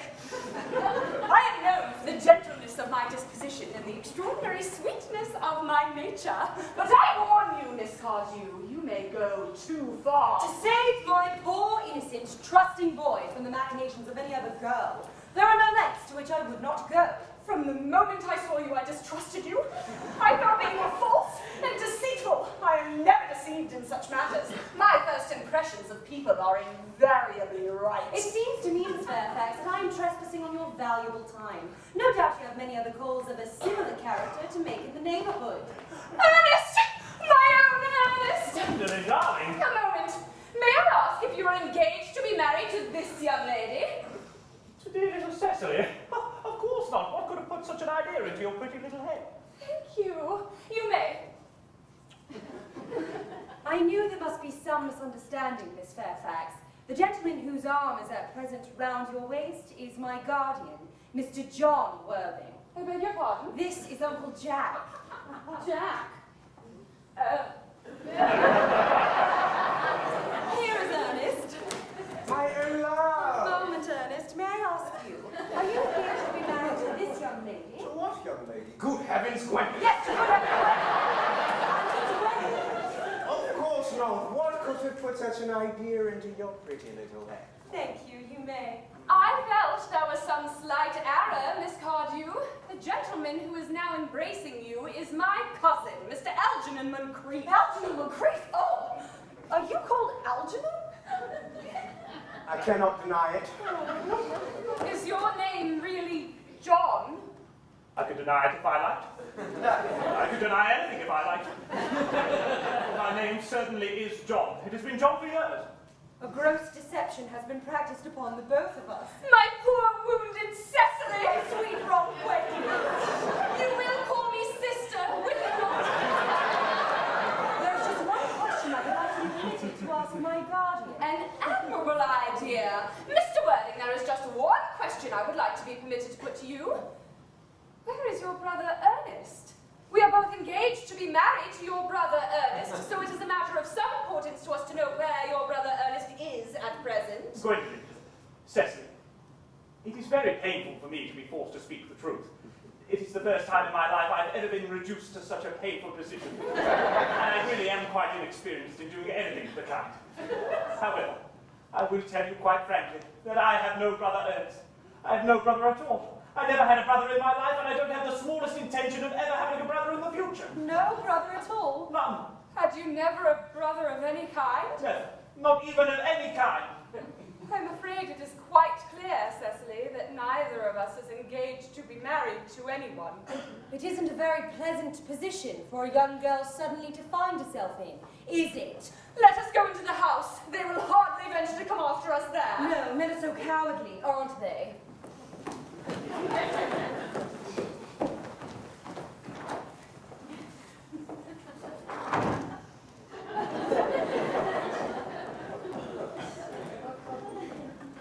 This ghastly state of things is what you call bunburying, I suppose? Yes, and a perfectly wonderful bunbury it is. The most wonderful bunbury I've ever had in my life. Well, you've no right whatsoever to bunbury here. Oh, that is absurd. One has a right to bunbury whenever one chooses. Every serious bunburyist knows that. Serious bunburyist? Good heavens. Well, one must be serious about something if one is to have any amusement in life. I happen to be very serious about bunbury. What another you serious about? I haven't the remotest idea about everything I should fancy of such an absolutely trivial nature. The only small satisfaction I have in the whole of this wretched business is that your friend Bunbury has quite exploded. You won't be able to run down to the country quite as often as you used to, dear Archie, and a very good thing too. Your brother is a little off colour, isn't he, dear Jack? You won't be able to disappear to London quite so frequently as your wicked custom was, and not a bad thing either. As for your conduct towards Miss Carvey, well, I must say you're taking in a nice, sweet, innocent girl like that is quite inexcusable, to say nothing of the fact that she is my ward. I can see no possible defence at all for your deceiving a brilliant, clever, thoroughly experienced young lady like Miss Fairfax, to say nothing of the fact that she is my cousin. I wanted to be engaged to Gwendolyn, that is all. I love her. Well, I simply wanted to be engaged to Cecily. I adore her. There is certainly no chance of you ever marrying Miss Carter. Well, I don't see much likelihood, Jack, of you and Miss Fairfax being united. That is no business of yours. If it was my business, I wouldn't talk about it. It is very vulgar to talk about one's own business. Only people like stockbrokers do that. And then merely at dinner parties. How can you sit there, calmly eating muffins while we are in this horrible trouble? I can't quite make out. You seem to me to be perfectly heartless. I can't eat muffins in an agitated manner. The butcher would probably get on my cuffs. One should always eat muffins quite calmly. It is the only way to eat. It just seems perfectly heartless you're eating muffins at all under the circumstances. When I am in trouble, eating is the only thing that consoles me. When I'm in really great trouble, as anyone who knows me intimately will tell you, I refuse everything except food and drink. At the present moment, I'm eating muffins because I'm unhappy. Besides, I'm particularly fond of muffins. There's no reason why you should eat them all in that greedy way. I wish you would have some tea cake. I don't like tea cake. Good heavens, I suppose a man may eat his own muffins in his own garden. But you have just said it was perfectly heartless to eat muffins. I said it was perfectly heartless of you to eat muffins under the circumstances. That is a very different thing. That may be, but the muffins are the same. Gee, I wish to goodness you would go. You can't ask me to go without having some dinner. I never go without having my dinner. Nobody ever does, except vegetarians and people like that. Besides, I have just made arrangements with the adopted Chancery to be christened at 5:45 under the name of Ernest. My dear fellow, the sooner you forget that nonsense, the better. I made arrangements this morning with Dr. Chasuble to be christened myself at 5:30, and I will naturally take the name of Ernest. Gwendolyn would wish it. We can't both be christened Ernest, it's absurd. Besides, there is no evidence at all that I have ever been christened by anybody, and I think it extremely probable that I never was, and so does Dr. Chasuble. It is entirely different in your case. You've been christened already. Yes, but I haven't been christened for years. Yes, but you have been christened. That is the important thing. Quite so. So I know my constitution can stand it. I must say, if you're not sure about your ever having been christened, I must say I think it rather dangerous you venturing onto it now. It might make you very unwell. You can hardly have forgotten that someone very closely connected to you was very nearly carried off in Paris this week by a severe chill. Yes. You said so yourself, that a severe chill was not hereditary. It used to be, but I dare say it is now. Science is always moving one. That is nonsense, Jack. You never talk anything but nonsense. Jack, you are at the muffins again. I wish you wouldn't. I told you I was particularly fond of muffins. But I hate tea cake. Why on earth would you allow tea cake to be served up for your guests? What ideas you have of hospitality. Enter! I've already told you to go. I don't want you here. Why don't you go? I haven't quite finished my tea yet. Besides, there is still one muffin left.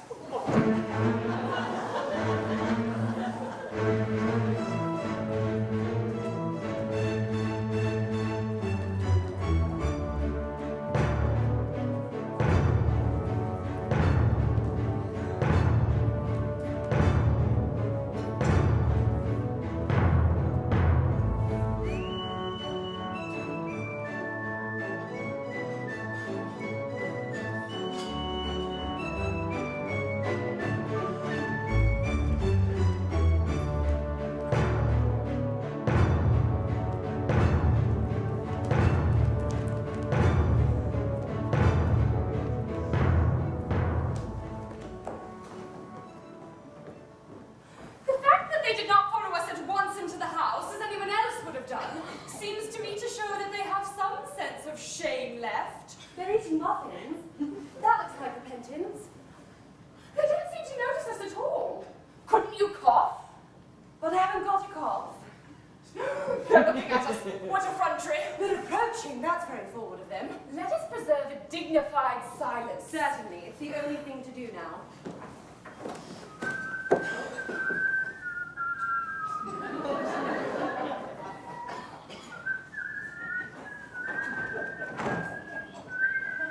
This dignified silence seems to produce an unpleasant effect. A most distasteful one. But we will not be the first to speak. Certainly not. Mr. Worthing, I have something very particular to ask you. Much depends on your reply. Gwendolyn, your common sense is invaluable. Mr. Moncrief, kindly answer me the following question.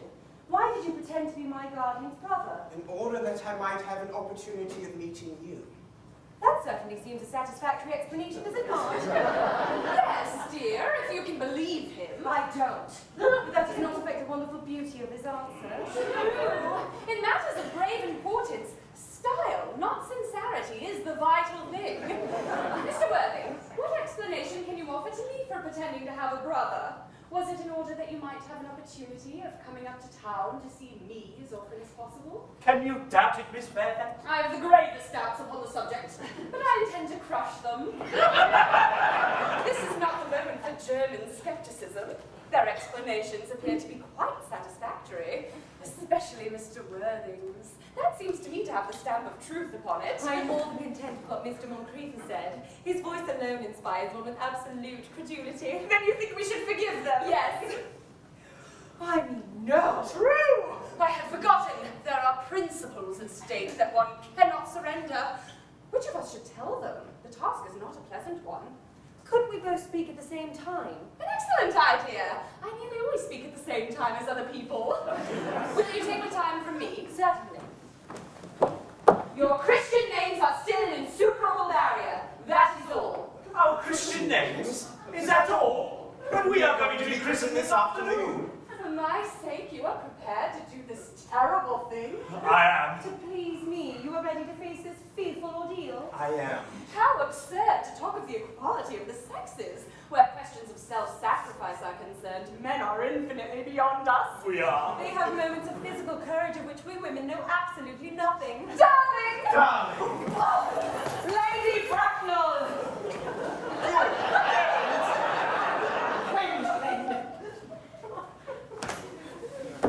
What does this mean? Merely that I am engaged to be married to Mr. Worthing, Mamma. Come here, sit down. Sit down immediately. Physical hesitation of any kind is a sign of mental decay in the young, of physical weakness in the old. Apprised, sir, of my daughter's sudden flight by her trusty maid, whose confidence I purchased by means of a small coin, I followed her at once by a luggage train. Her unhappy father is, I'm glad to say, under the impression she is attending a more than usually lengthy lecture by the University Extension Scheme on the influence of a permanent income on thought. I do not propose to undeceive him. Indeed, I have never undeceived him on any question. I would consider it wrong. But of course, you will clearly understand that all communication between yourself and my daughter must cease immediately from this moment. On this point, as indeed on all points, I am firm. I am engaged to be married to Gwendolyn, Lady Bracknell. You are nothing of the kind, sir. Now, as regards Algernon. Algernon? Yes, Aunt Augusta. May I ask if it is in this house that your invalid friend, Mr. Bunbury, resides? Oh, no, Bunbury doesn't live here. Bunbury is somewhere else at present. In fact, Bunbury is dead. Dead? When did Mr. Bunbury die? His death must have been extremely sudden. No, I killed Bunbury this afternoon. I mean, poor Bunbury died. What did he die of? Bunbury, he was quite exploded. Exploded? Was he the victim of a revolutionary outrage? I was not aware that Mr. Bunbury was interested in social legislation. If so, he is well punished for his morbidity. My dear Aunt Augusta, I mean, Bunbury was found out. The doctors found out that Bunbury could not live anymore. That is what I mean, and so Bunbury died. He seems to have had great confidence in the opinion of his physicians. However, I am glad that he made up his mind at the last to some definite course of action and acted under proper medical advice. And now that we have finally got rid of this Mr. Bunbury, may I ask, Mr. Worthy, who is that young person whose hand my nephew Algernon is now holding in what seems to me a peculiarly unnecessary manner? That lady is Miss Cecily Cardew, my ward. I am engaged to be married to Cecily, Aunt Augusta. Beg your pardon? Mr. Moncrief and I are engaged to be married, Lady Bracknell. I do not know whether there is anything peculiarly exciting in the air of this particular part of Hertfordshire, but the number of engagements that go on seems to me considerably above the proper average that statistics have laid down for our guidance. I think a few preliminary inquiries on my part would not be out of place. Mr. Worthing, is Miss Cardew at all connected with any of the larger railway stations in London? I really desire information. Until yesterday, I had no idea there were any families or persons whose origin was a terminus. Miss Cardew is the granddaughter of the late Mr. Thomas Cardew, of 149 Belgrave Square, Gervase Park, Dorking, Surrey, and the Sporen, Fifeshire, NB. That sounds not unsatisfactory. 3 addresses always inspire confidence, even in tradesmen. But what proof have I of their authenticity? I have carefully preserved the court guides of the period. They are open to your inspection, Lady Bracknell. I have known strange errors in that publication. Miss Cardew's family solicitors are Messrs. Markby, and Markby. Markby and Markby. Firm of the very highest position in their profession. Indeed, I am told one of the Mr. Markbys is occasionally to be seen at dinner parties. So far, I am satisfied. That is very kind of you, Lady Bracknell. I have also in my possession, you will be pleased to hear, the certificates of Miss Cardew's birth, baptism, whooping cough, registration, vaccination, confirmation, and the measles. Both the German and the English variety. Ah, a life crowded with incident, I see. Although, perhaps somewhat too exciting for a young girl. I am not myself in favor of premature experiences. But, Gwendolen, the time approaches for our train. We have not a moment to lose. As a matter of form, Mr. Worthing, I had better ask you if Miss Cardew has any little fortune. Oh, about £130,000 in the funds. That is all. Goodbye, Lady Bracknell. So pleased to have seen you. A moment, Mr. Worthing. £130,000, and in the funds. Miss Cardew seems to me a most attractive young lady, now that I look at her. Few girls of the present day have any really solid qualities, any of the qualities that last and improve with time. We live, I regret to say, in an age of surfaces. Come over here, dear. Pretty child, your dress is sadly simple, and your hair seems almost as nature might have left it. But we soon alter all that. A thoroughly experienced French maid produces a really marvelous result in a very brief space of time. I remember recommending one to young Lady Lancing, and after 3 months her own husband did not know her. And after 6 months, nobody knew her. Turn around, sweet child. No, the side view is what I want. Yes, quite as I expected. There are distinct social possibilities in your profile. The 2 weak points in our age are its want of principle and its want of profile. The chin a little higher, dear. Style largely depends on the way the chin is worn. They are worn very high just at present. Algernon. Yes, Aunt Augusta. There are distinct social possibilities in Miss Cardew's profile. Cecily is the sweetest, dearest, prettiest girl in the whole world. And I don't care tuppence about social possibilities. Never speak disrespectfully of society, Algernon. Only people who can't get into it do that.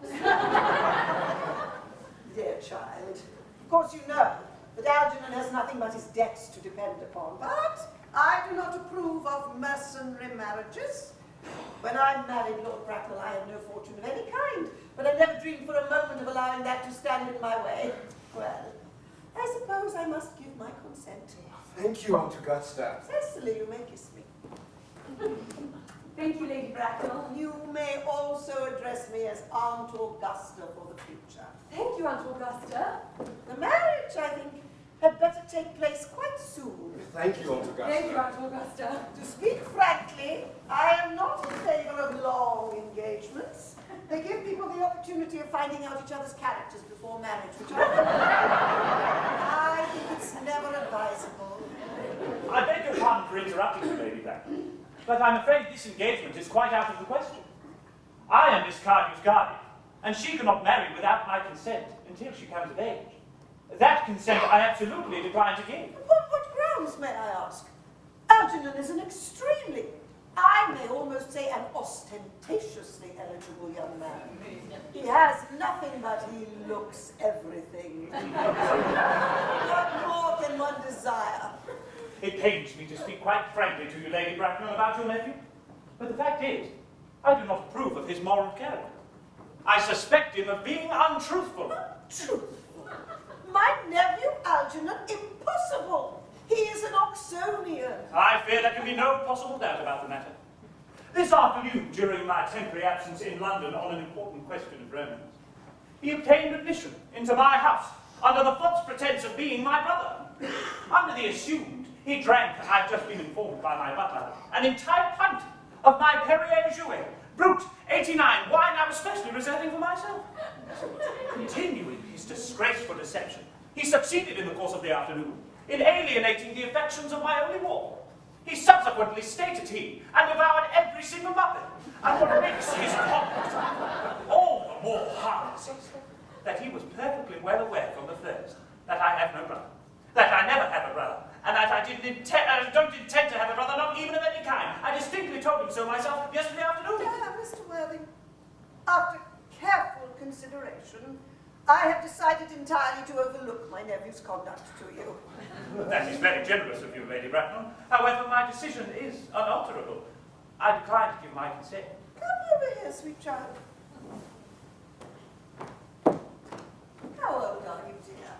I'm really only 18, but I always admit to 20 at evening parties. You are perfectly right in making some slight alteration. Indeed, no woman should ever be quite accurate about her age. It looks so calculating.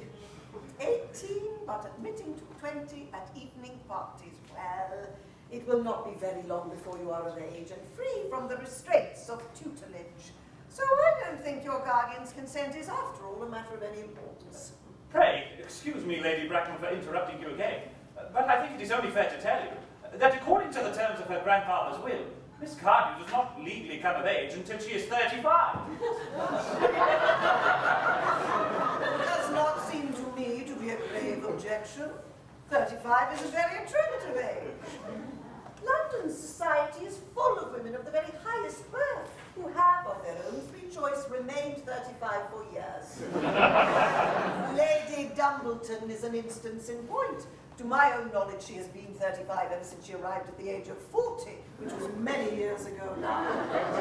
I see no reason why our dear Cecily should not be even still more attractive at the age you mentioned than she is at present. There will be a large accumulation of property. Algie, could you wait for me till I was 35? Of course I could, Cecily. You know I could. Yes, I felt it instinctively. But I couldn't wait all that time. I hate waiting even 5 minutes for anybody. It always makes me rather cross. I know I'm not punctual myself, but I do like punctuality in others. And waiting even to be married is quite out of the question. Then what is to be done, Cecily? I don't know, Mr. Moncrief. My dear Mr. Worthing, as Miss Cardew states positively that she cannot wait until she is 35, a remark which I am bound to say seems to me to show a somewhat impatient nature, I would beg of you to reconsider your decision. But my dear Lady Bracknell, the matter is entirely in your hands. The moment you consent to my marriage with Gwendolen, I will most gladly allow your nephew to form an alliance with my ward. You must be quite aware that what you propose is out of the question. Then a passionate celibacy is all that any of us can afford to. That is certainly not the the destiny I propose for Gwendolyn. Algernon, of course, can choose for himself. Come, dear, we have already missed 5, if not 6 trains. To miss any more might expose us to comment on the platform. Everything is quite ready for the christenings. Christening, sir? Is that not somewhat premature? Both these gentlemen have expressed a desire for immediate baptism. But there is. The idea is grotesque and irreligious. Algernon, I forbid you to be baptized. I will not hear of such excesses. Lord Bracknell would be highly displeased if he learned that that was the way in which you wasted your time and money. Am I to understand, then, that there are to be no christenings at all this afternoon?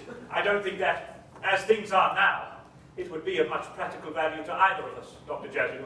I am grieved to hear such sentiments from you, Mr. Worthing. They savor of the heretical views of the Anabaptist, views that I have completely refuted in full in my unpublished sermons. However, as your present mood seems to be one peculiarly secular, I will return to the church at once. Indeed, I have just been informed by the pew opener that for the last hour and a half, Miss Prism has been waiting for me in the vestry. Miss Prism? Did I hear you mention a Miss Prism? Yes. Lady Bracknell, I am on my way to join her. Pray allow me to detain you for a moment. This matter may prove to be of vital importance to Lord Bracknell and myself. Is this Miss Prism a female of repellent aspect remotely connected with education?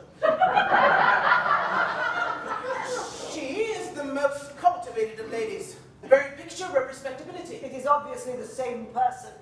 Dare I ask what position she holds in your household? I am a celibate, madam. Miss Prism, Lady Bracknell, has been for the last 3 years Miss Cardew's esteemed governess and valued companion. In spite of what I hear of her, I must see her at once. Let her be sent for. Oh, she approaches. She is not. I was told you expected me in the vestry, Herr Cannon. I have been waiting for you there for the past hour and 3/4. Prism. Come here. Prism.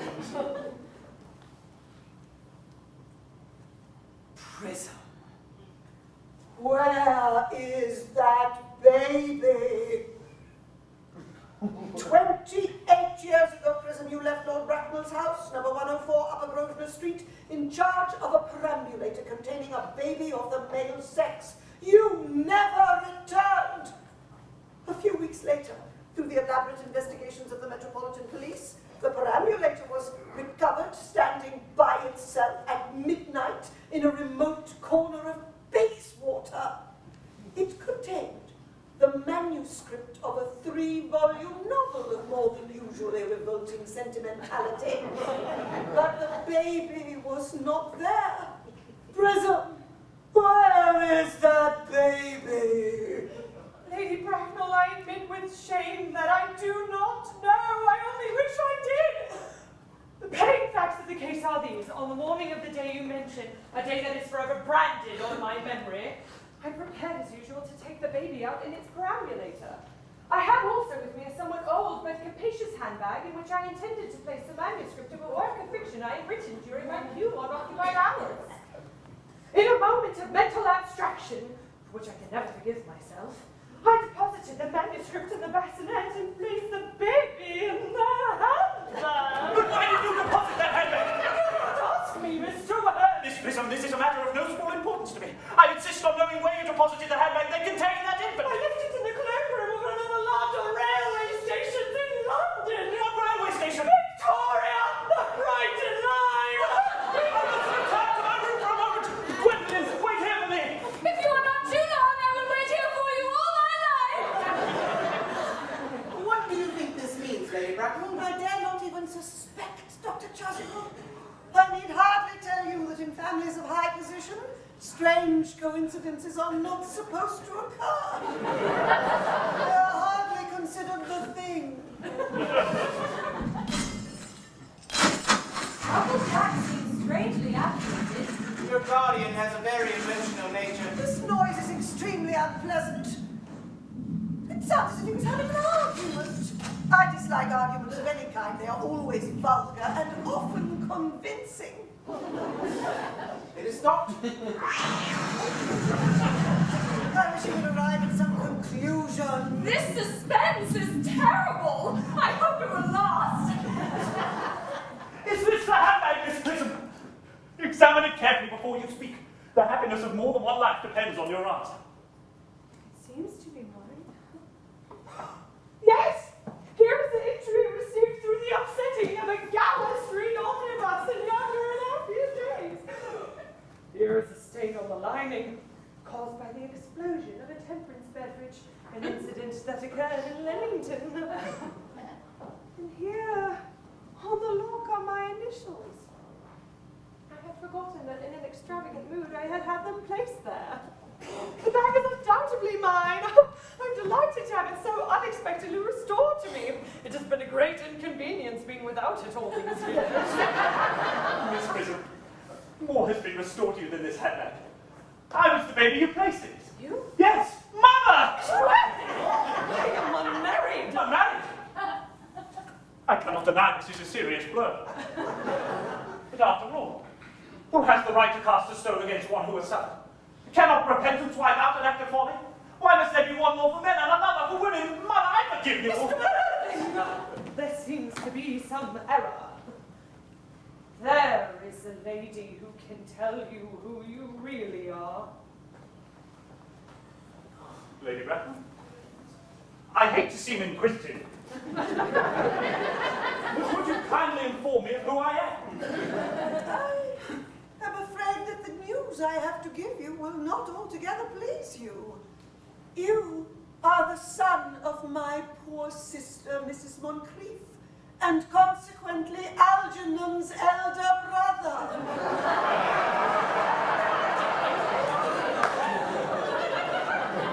Algy's elder brother. But I have a brother after all. I always knew I had a brother. I always said I had a brother. Cicely, how could you ever doubt that I never had a brother? Dr. Chasuble, my unfortunate brother. Miss Prism, my unfortunate brother. Gwendolyn, my unfortunate brother. Algy, you young scoundrel. You ought to treat me with more respect in the future. You never behaved to me like a brother in all your life. Well, not till today, old boy, I admit. I did my best, though I was out of practice. My own! But what own are you? What is your Christian name now that you have become someone else? Oh, good heavens, I'd quite forgotten about that point. Your decision on the subject of my name is irrevocable, I suppose. I never change, except in my affections. What a noble nature you have, Gwendolyn. Then the question ought to be cleared up at once. Aunt Augusta, at the time when Miss Prism left me in the handbag, had I been christened already? Every luxury that money could buy, including christening, had been lavished on you by your fond and doting parents. Then I have been christened. That is settled. Now, what name was I given? And let me know the words. Being the eldest son, you were naturally christened after your father. Yes, but what was my father's Christian name? I cannot at the present moment recall what the general's Christian name was. But I have no doubt he had one. He was eccentric, I admit, but only in later years, and that was the result of the Indian climate, and marriage, and indigestion, and other things of that kind. Algy, you can't recollect what our father's Christian name was? My dear boy, we were never even on speaking terms. He died before I was a year old. His name would appear in the army list of the period, I suppose, Aunt Augusta. The general was essentially a man of peace, except in his domestic life. But I have no doubt his name would appear in any military directory. Oh, the army list of the last 4 years are here! These delightful records should have been my constant study. Now, generals. Mallard, Watson, Magley, what ghastly names they have. Markby, Migsby, Moncrief, Lieutenant 1840, Captain, Lieutenant Colonel, Colonel, General 1869, Christian names. Ernest John. I always told you, Gwendolyn, that my name was Ernest, didn't I? Well, it is Ernest. I mean, it naturally is Ernest. Yes, I remember now the general was called Ernest. I knew I had some particular reason for disliking him.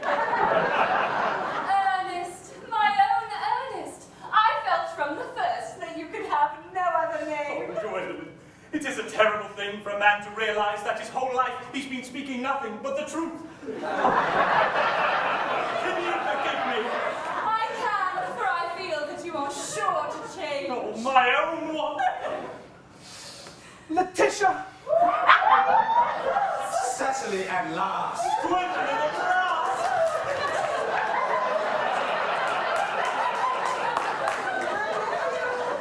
You seem to be displaying signs of triviality. On the contrary, Aunt Augusta, I've now realized for the first time in my life the vital importance of being earnest.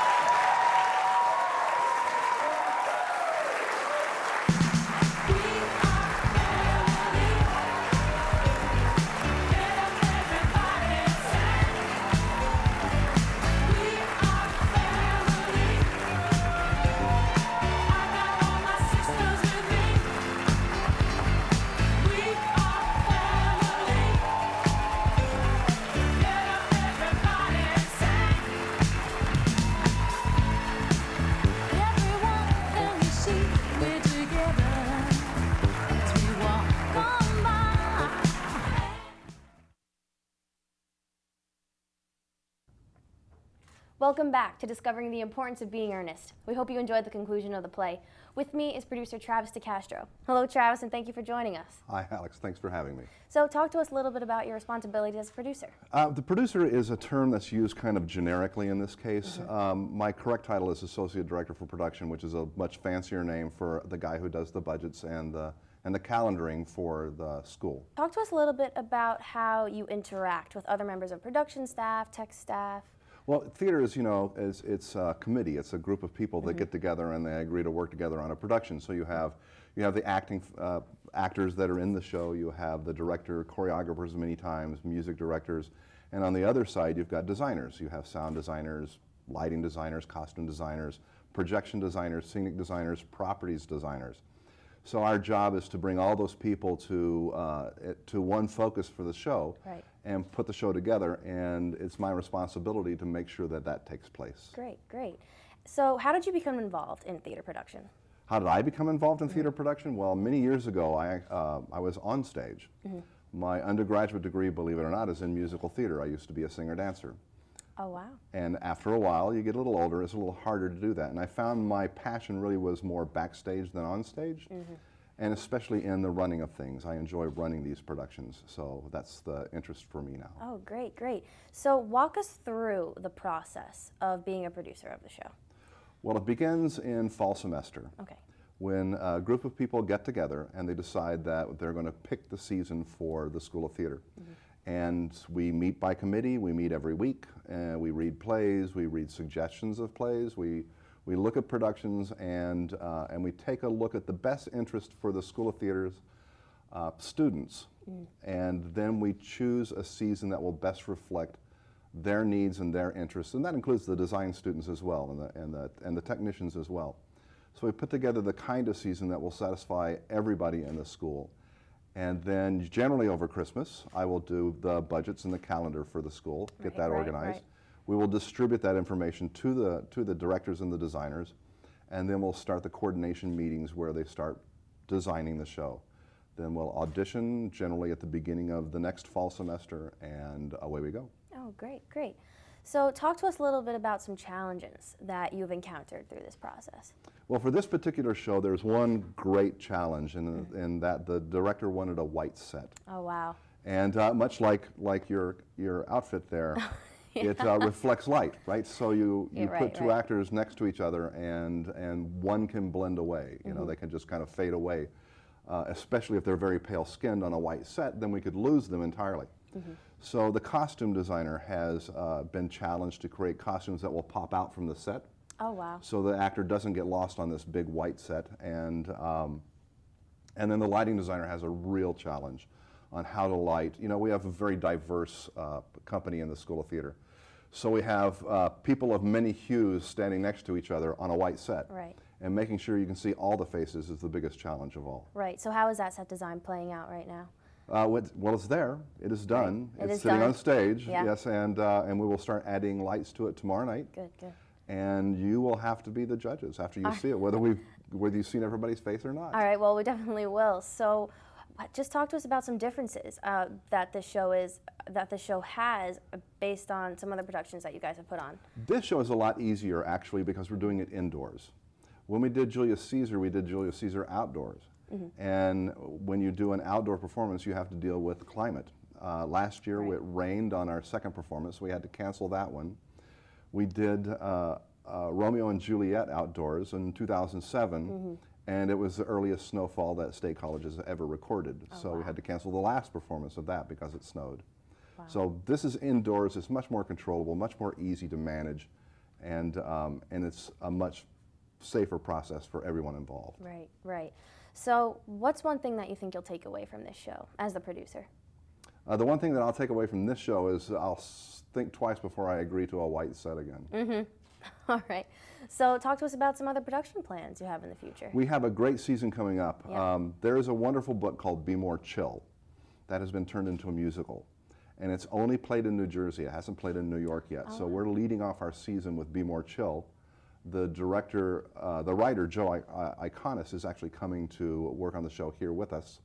So we're very excited about that. We have a full season, everything from Barbecue to 12th Night to American Idiot.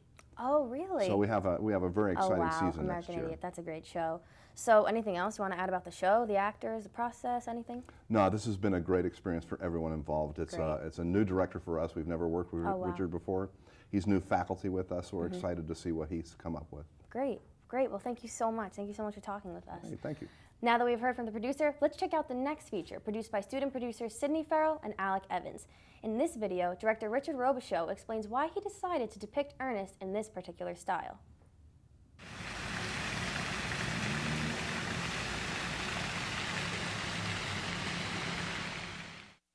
Richard Robichaux brought his entertainment experience from film and television to the Penn State Theater as director of The Importance of Being Earnest. Richard has several reasons on why he decided to bring Ernest to the Pavilion. It's a great play. First of all, it's one of the few perfect plays where if you take one line out, the whole thing falls apart. It's like dominoes. Another big reason was I think right now in the world, identity is the conversation. So this play, which is about identity and who I am really, and it's written by a man, Oscar Wilde, I think it's important, not just for the education of the students at Penn State, but also for their creative lives to see that this is a struggle, identity, who am I, what's my name, what do I look like, how do I fit in, are questions that artists have been asking for hundreds of years. Diversity was also a big deal for Richard when recreating this play. What Penn State does well is that I was able to have a cast that's not just a bunch of white people, I mean, to be really honest. We have a really special program. So the idea to be able to do a play where I could have a diverse cast with a play that was 110 years old, this is a play that the industry may not cast some of these actors in, but they'll do it here. They'll do it here. Nicole back up to town and told. Oh, yes, you have. Good. See, so maybe you jump in now. Now you go in. See, she's been there, so you've had to be. Besides all of that, there's one thing Richard hopes to get out of the audience. I hope they laugh. Not all theater has to be about social justice. However, a lot of it is. But hopefully that doesn't happen until you're at the bar later. And as you talk about the play, and as your friends talk about the play, then you go, oh, you know, I think that might mean this. But the way to get to you is to have you bent over laughing. And then it sneaks up on you. It's kind of a multi-layered cake. That, I hope people try to dissect and eat at the bar afterwards, or wherever they go afterwards.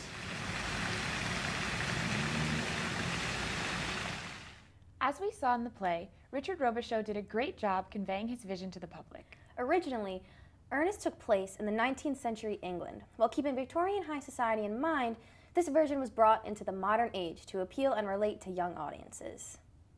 This last video by student producers Yi-Ting Chang and Vito Rinaldi show us what goes into making the set for a play.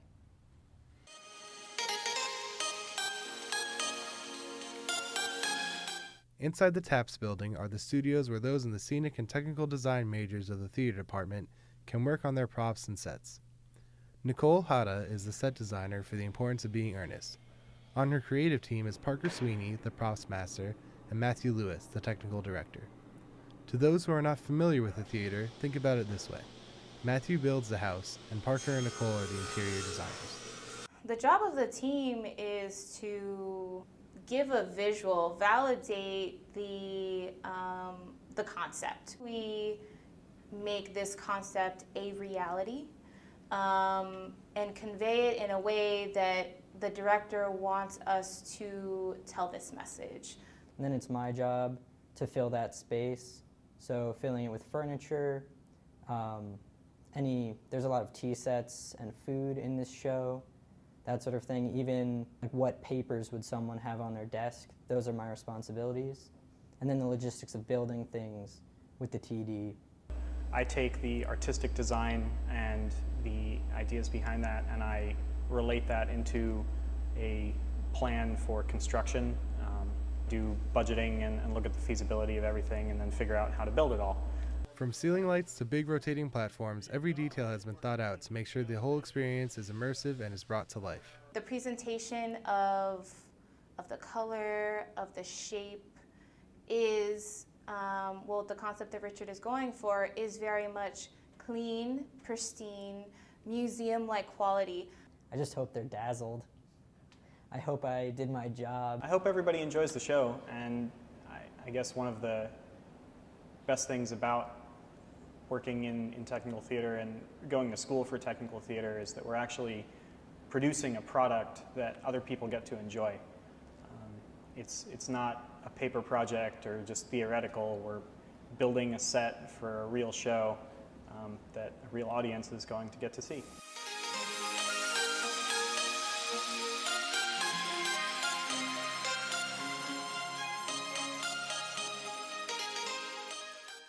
There's a lot more that goes into what is presented on stage in a play.